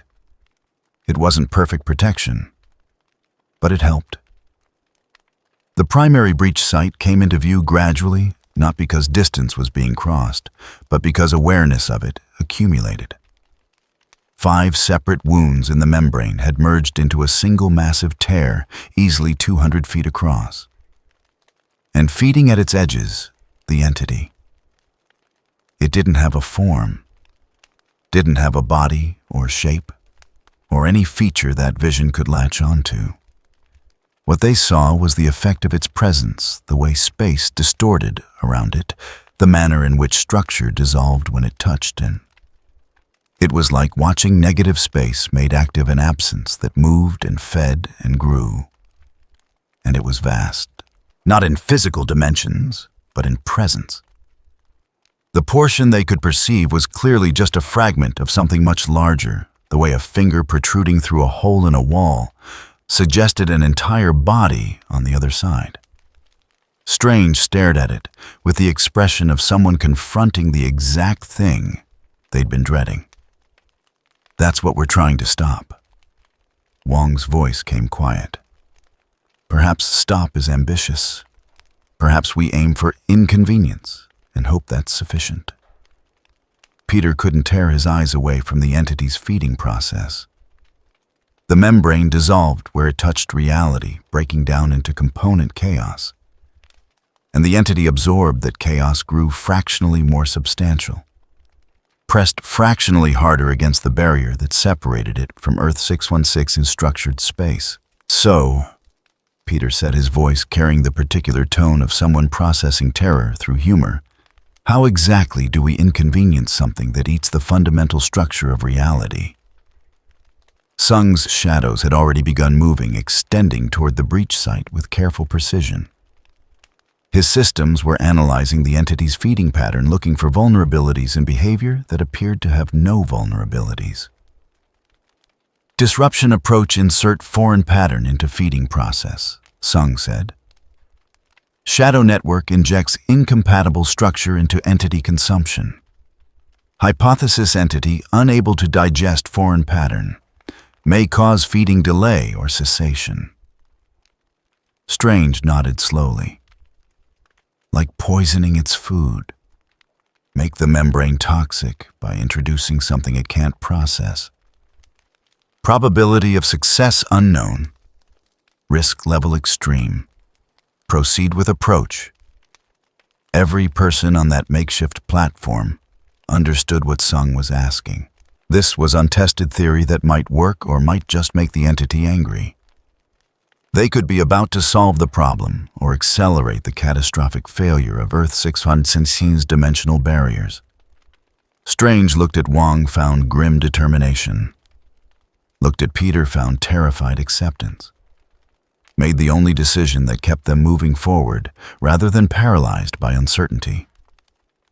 "Proceed. Wong and I will stabilize the membrane around the breach point, try to prevent it from expanding while you work. Peter, you're our early warning system.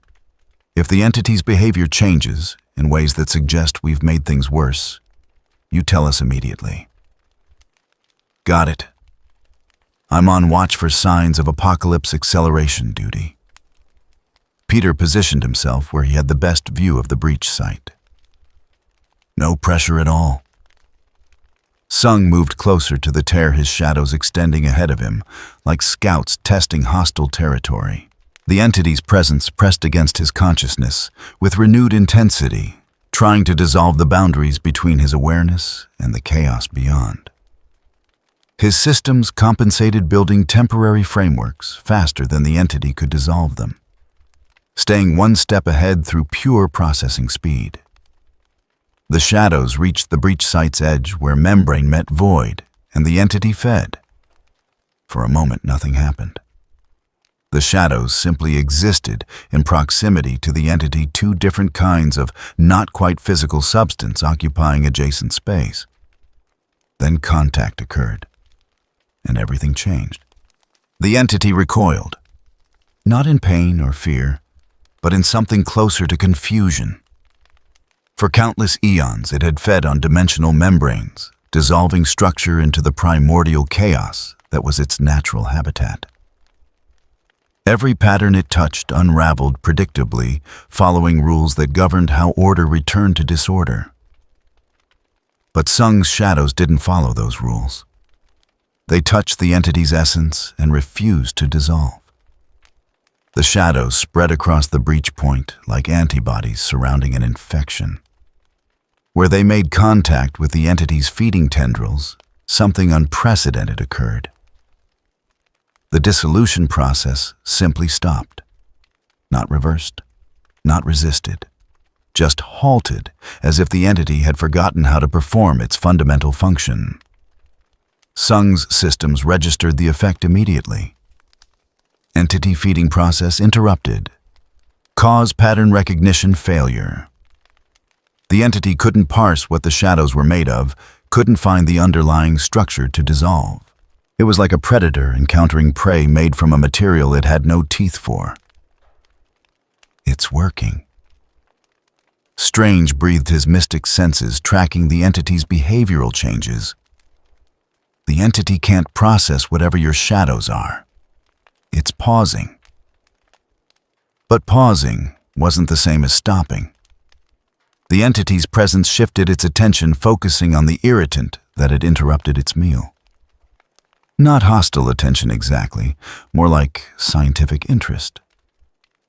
Here was something new, a pattern it hadn't encountered before.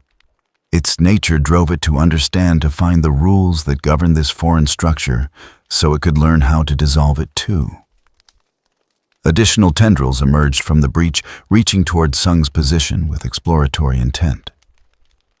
The membrane layer warped around them, space bending as the entity tested different approaches to understanding what the shadows were. "Sung, it's adapting," Wong warned. "Whatever advantage your foreign nature gives you, it won't last indefinitely." Sung had already calculated that probability. The entity operated on learning algorithms just like his own systems did, just at scales and speeds he couldn't match. Given time, it would decode his shadow network's principles and resume feeding. The window of opportunity was narrow and closing. "Requiring escalation," Sung stated.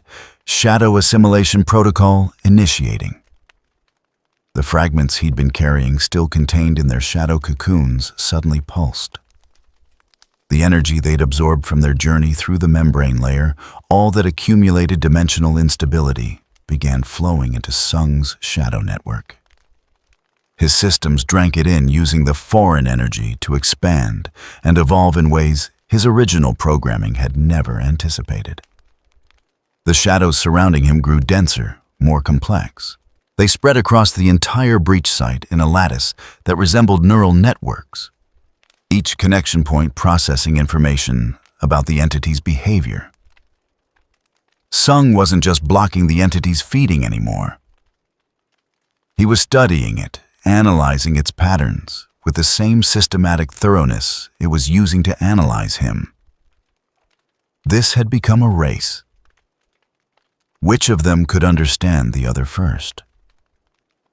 Peter watched this happen with his spider sense oscillating between warning and confusion. Is it just me? Or did things just get significantly more complicated? The entity is attempting to learn from Sung's shadows. Strange explained, his hands moving through spell configurations that reinforced the membrane around the breach. But Sung is simultaneously learning from the entity. They're both trying to decode each other. And whoever wins that race wins everything. Wong had positioned himself at a stable anchor point, maintaining the dimensional corridor that connected them back to Earth 606. If the entity learns first, it will resume feeding, and we've gained nothing. If Sung learns first, then maybe we can find a way to permanently disrupt its feeding mechanism. Strange finished. But that's still theoretical. Right now, we need to buy time. The entity's tendrils pressed harder against the shadow lattice, testing different frequencies of dissolution. Each attempt failed, but each failure provided the entity with more data about what the shadows weren't. Process of elimination at cosmic scale. Sung's systems registered the mounting pressure. His shadow network was holding, but maintaining it required constant adaptation as the entity probed for weaknesses. He needed to shift from purely defensive posture to something more proactive. Needed to not just block the entity, but actively interfere with its fundamental processes. The abyssal march manifested without warning. Dozens of shadow constructs rose from the lattice points, taking forms that suggested warriors, but maintained enough abstraction to avoid triggering human pattern recognition. They moved across the breach site with coordinated precision, each one carrying a fragment of Sung's analytical framework. Distributed processing. If one node got compromised, the others would continue functioning. The Shadow Army engaged the entity not through combat, but through systematic disruption. They inserted themselves into the spaces where the entity was attempting to feed, creating interference patterns that made the membrane unpalatable. Not poisonous, not dangerous, just incomprehensible. Every location the entity tried to consume became temporarily foreign to it, wrapped in patterns it couldn't recognize as valid structure. The entity's response intensified. More tendrils emerged, dozens of them, each one testing different approaches. It was learning faster than S.H.I.E.L.D had projected. His calculations had underestimated the entity's processing capacity. Within minutes, maybe less, it would have enough data to begin understanding the shadow network's underlying principles. Strange saw the situation developing and made rapid assessments. It's going to break through your defenses. We need a more permanent solution.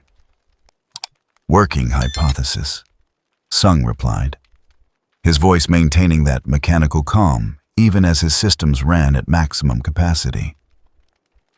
Entity feeds by dissolving patterns, cannot feed on patterns it doesn't recognize.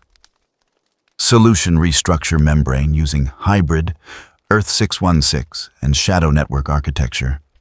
Create barrier entity cannot digest.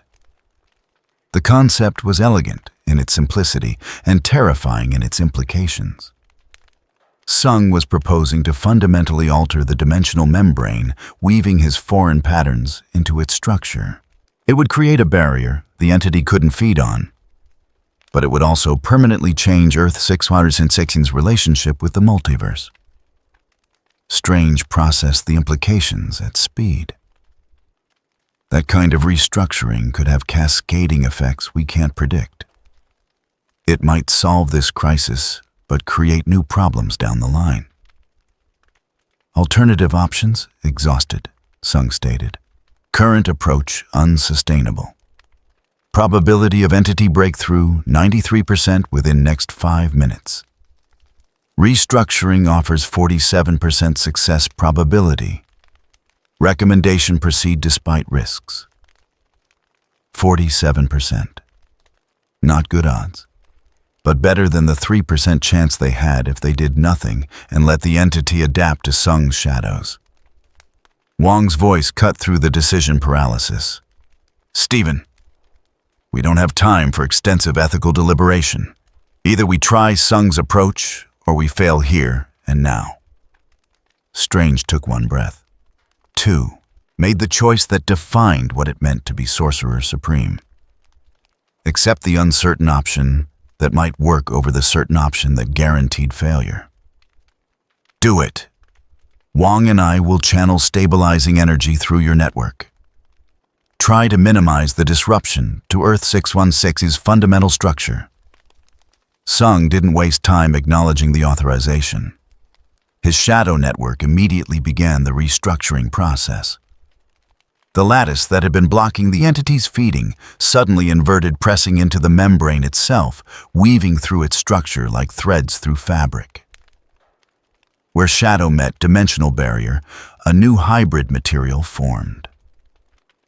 Still membrane, still functional as a barrier between realities, but encoded with patterns the entity had never encountered and couldn't parse. The entity noticed. Its presence surged, tendrils thrashing not in attack, but in something approaching distress.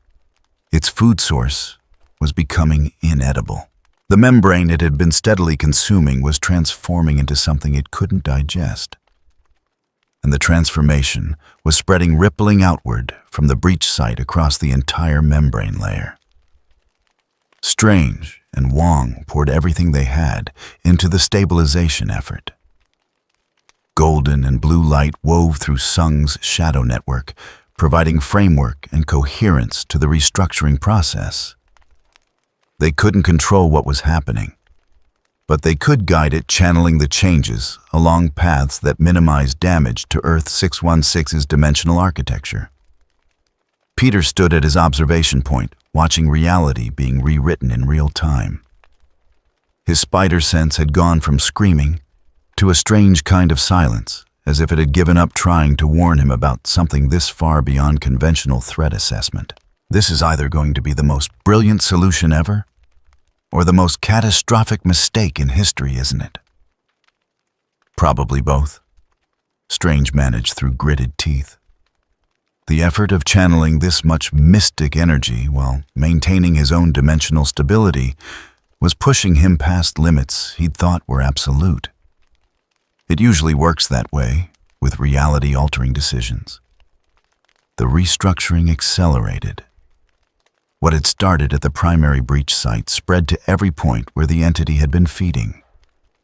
The membrane transformed section by section into a hybrid structure that retained its barrier function but expressed it through combined Earth-616 and shadow network principles. The wounds began to close not through healing, but through the surrounding membrane becoming incompatible with the dissolution process that had created them. The entity pulled back, not in retreat exactly, but in recognition that this feeding ground had become unusable. Its tendrils withdrew from the membrane, sliding back into the primordial chaos beyond the barrier. The massive 200-foot breach began to contract as the hybrid membrane filled in the gaps. S.H.I.E.L.D's systems tracked every aspect of the process, maintaining the shadow network's integration. Even as exhaustion, or its closest equivalent for someone who had transcended most biological limitations, began to register as reduced processing efficiency. The restructuring was working, but it was consuming resources faster than he could regenerate them. Membrane stabilization at 73%, he reported. Entity feeding cessation confirmed. Breach closure in progress. Warning shadow network integration permanent. Reversal not feasible. Strange had expected that. Once you changed reality at this fundamental level, there was no undoing it.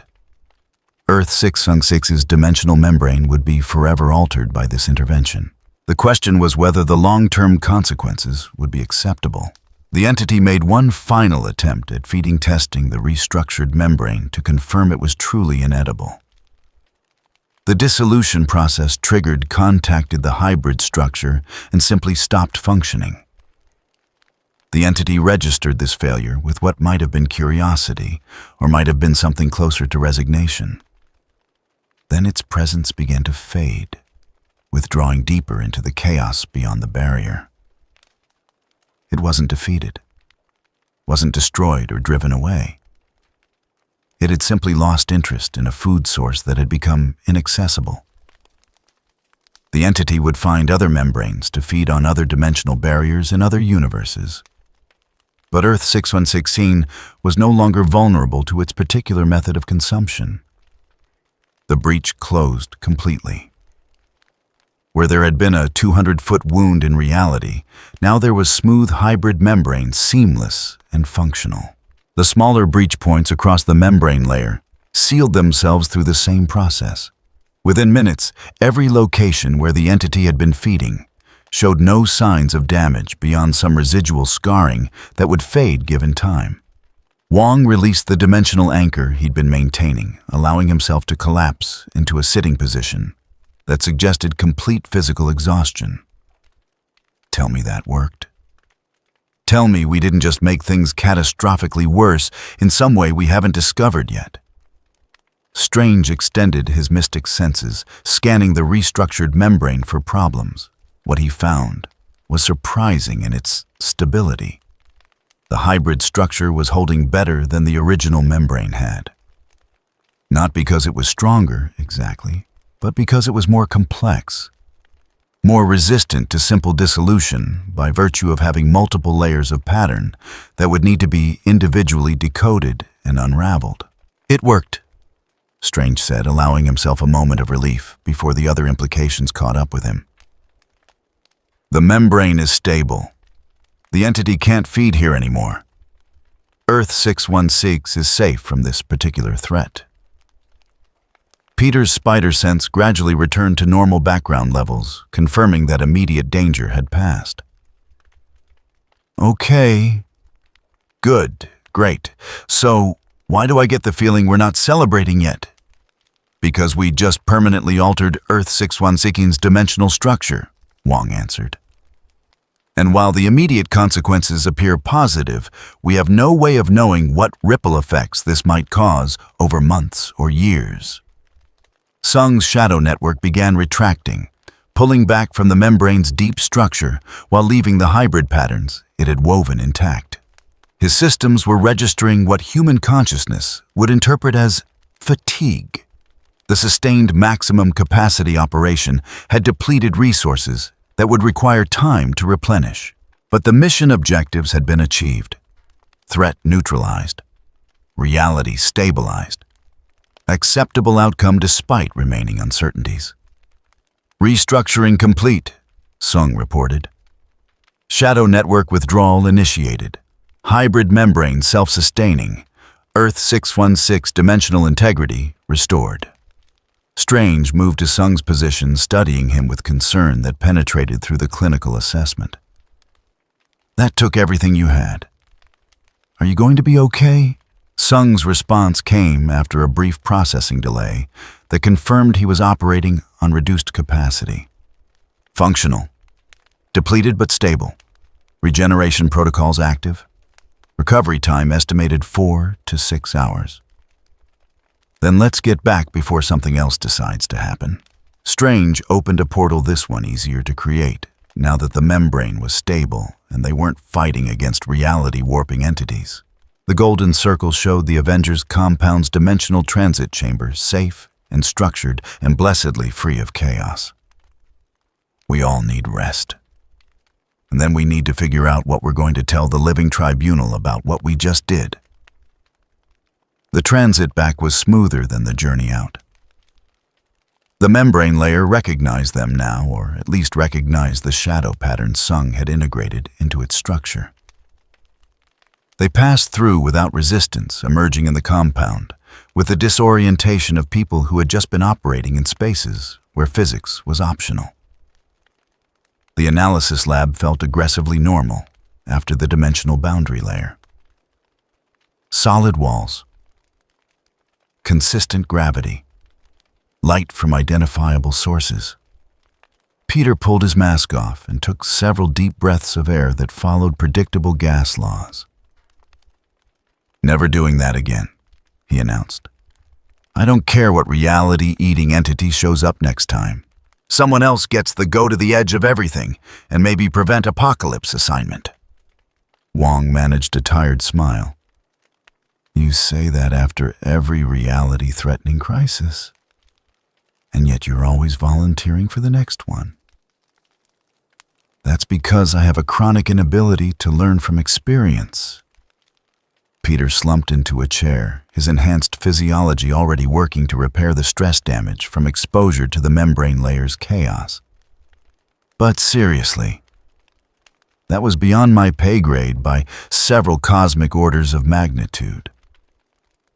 Strange was already pulling up monitoring displays, checking Earth 616's dimensional barriers for any signs of instability caused by the restructuring. What he found was almost boring in its stability.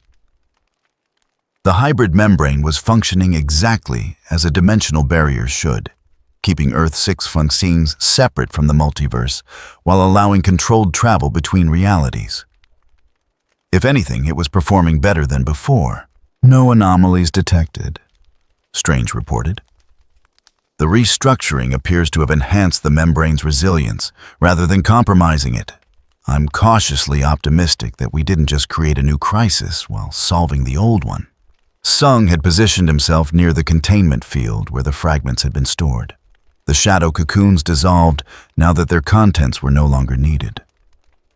The fragments themselves had become inert, their reality-distorting properties neutralized when the membrane they'd broken from was restructured.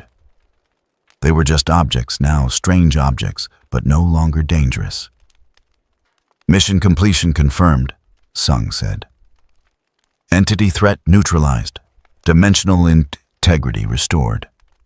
Unintended consequences, monitoring recommended, but within acceptable parameters." Strange nodded slowly, processing everything that had happened. They'd faced a threat that operated outside all known frameworks. They'd solved it through methods that would have been impossible without Sung's completely foreign approach to reality. And they'd permanently changed Earth 616's dimensional structure in ways that might have implications no one could predict.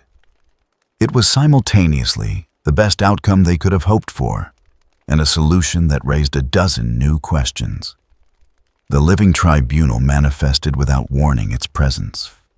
filling the lab with that familiar sense of being observed by something that existed on scales beyond human comprehension. But this time, its attention carried something different. Not judgment exactly, but assessment with a conclusion already reached. The restructuring is noted. The hybrid membrane structure is unprecedented in documented multiverse history. Analysis, acceptable solution within parameters of cosmic law. Earth 616, dimensional barriers, now resistant to entity-type feeding mechanisms. Unintended benefit, increased resistance to other forms of dimensional intrusion. Classification emergency measure with positive net outcome. Strange felt tension he hadn't known he was carrying dissolve slightly.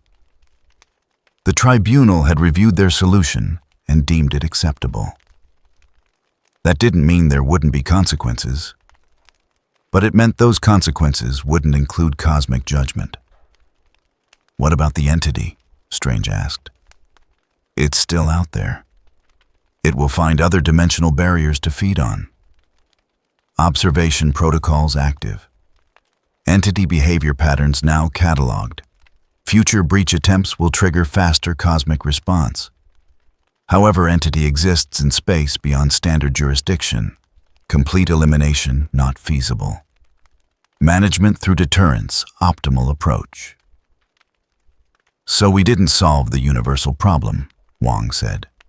Just our local version of it. The tribunal's response carried what might have been the cosmic equivalent of agreement. Some threats cannot be eliminated, only managed. You have performed adequate management. Earth 616 removed from entity threat list. Other universes will implement similar protective measures as required. Then the presence withdrew, fading from the lab, with the same abruptness it had arrived with. The cosmic bureaucracy had reviewed their work, filed its report, and moved on to the next crisis requiring attention. Peter let out a long breath. Did we just get a passing grade from the universe's quality control department? More or less. Strange finally allowed himself to sit, exhaustion catching up, now that the immediate crisis had passed and the cosmic oversight had concluded. We stopped a reality-eating entity, restructured Earth 616's dimensional barriers, and got approval from the Living Tribunal, not bad for what started as an anomalous energy reading in Central Park. Sung stood motionless. His system still running regeneration protocols, but present enough to register the team's relief. Mission completion acknowledged by cosmic authority. Threat response successful. New baseline status established. But underneath the systematic processing, something else emerged. He had arrived in this reality by accident, pulled through by the entity's breach in the barriers. The question of how to return to his own universe remained unanswered. The restructuring had closed the holes the entity created, but it had also sealed the accidental doorway that had brought him here. Strange noticed Sung's attention shift, recognized the underlying concern through years of reading people's unspoken questions. You're wondering about getting home. Sung's response came after a pause. Transit method that brought me here no longer available. Original universe location unknown parameters. Return path currently undefined. The statement carried no emotion, but the practical implications were clear. Sung was stranded in Earth 616, not through choice or through punishment, but through the same solution that had saved this reality from dissolution. Strange exchanged glances with Wong, seeing his own concern reflected. They had a responsibility here, having sealed the breach that eliminated Sung's most obvious path home. We'll help you find a way back. The Sanctum has resources for interdimensional navigation. It might take time, but we'll figure something out. Alternatively, Wong added carefully, if you choose to remain in Earth 616 while we research return methods, you would be welcome. Your capabilities proved essential today, That kind of perspective, someone who operates outside our reality's rules, is valuable. Sung processed this offer. Remain in foreign universe. Continue operating on alien principles among beings whose logic differed from his own system architecture. Not optimal, but potentially acceptable while return path was being calculated. Proposal acknowledged, Sung said. Decision pending further analysis. Peter stood, stretching muscles that had been held tense for hours. Well, while you're deciding, you've got a place to stay. The compound has guest quarters that have housed everything from Asgardian gods to talking raccoons. One guy with shadow powers is pretty tame by comparison. The offer was made with Peter's characteristic blend of humor and genuine warmth. Sung recognized it as the social bonding behavior humans engaged in to establish group cohesion. Unnecessary for his operation, but not harmful. And potentially useful if extended residence in Earth 616 became necessary. Appreciated, Sung said, which was the closest he came to expressing gratitude. Strange pulled up the monitoring displays one final time, confirming that all readings remained stable. Earth 616 was safe. The entity was no longer a threat. The cosmic authorities had approved their solution.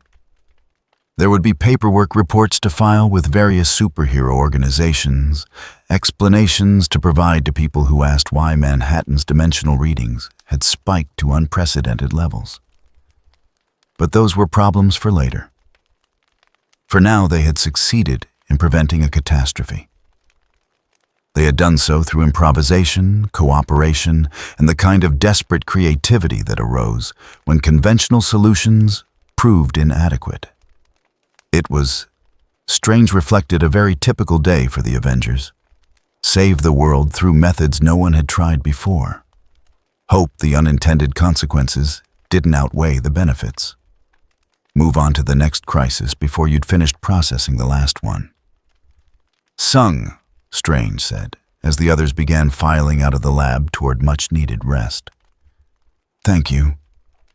Your intervention made the difference between success and catastrophic failure.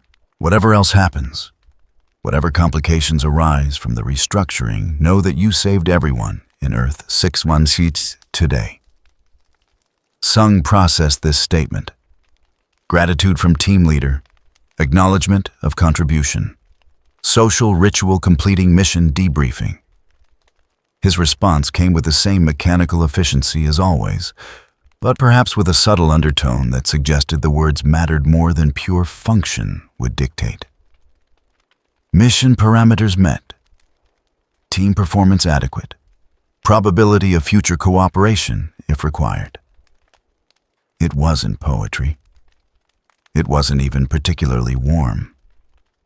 But for Sung Jin Woo, it was as close to saying, "You're welcome and I'll help again if needed," as his nature allowed. Strange smiled slightly, recognizing the sentiment beneath the clinical phrasing.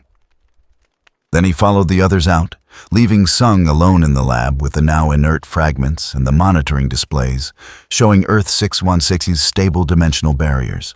Sung stood in the quiet, his systems running regeneration protocols and long-term analysis subroutines. He was stranded in an unfamiliar universe. He had just permanently altered its fundamental structure. He had formed working relationships with beings whose logic systems differed fundamentally from his own. None of this was optimal. All of it was manageable. And somewhere in the space between those two assessments, Sung Jin Woo began calculating the parameters for his next move in a reality that had become, however temporarily, his operational environment. The shadows around him settled into dormant configurations, waiting for whatever came next. Because something always came next.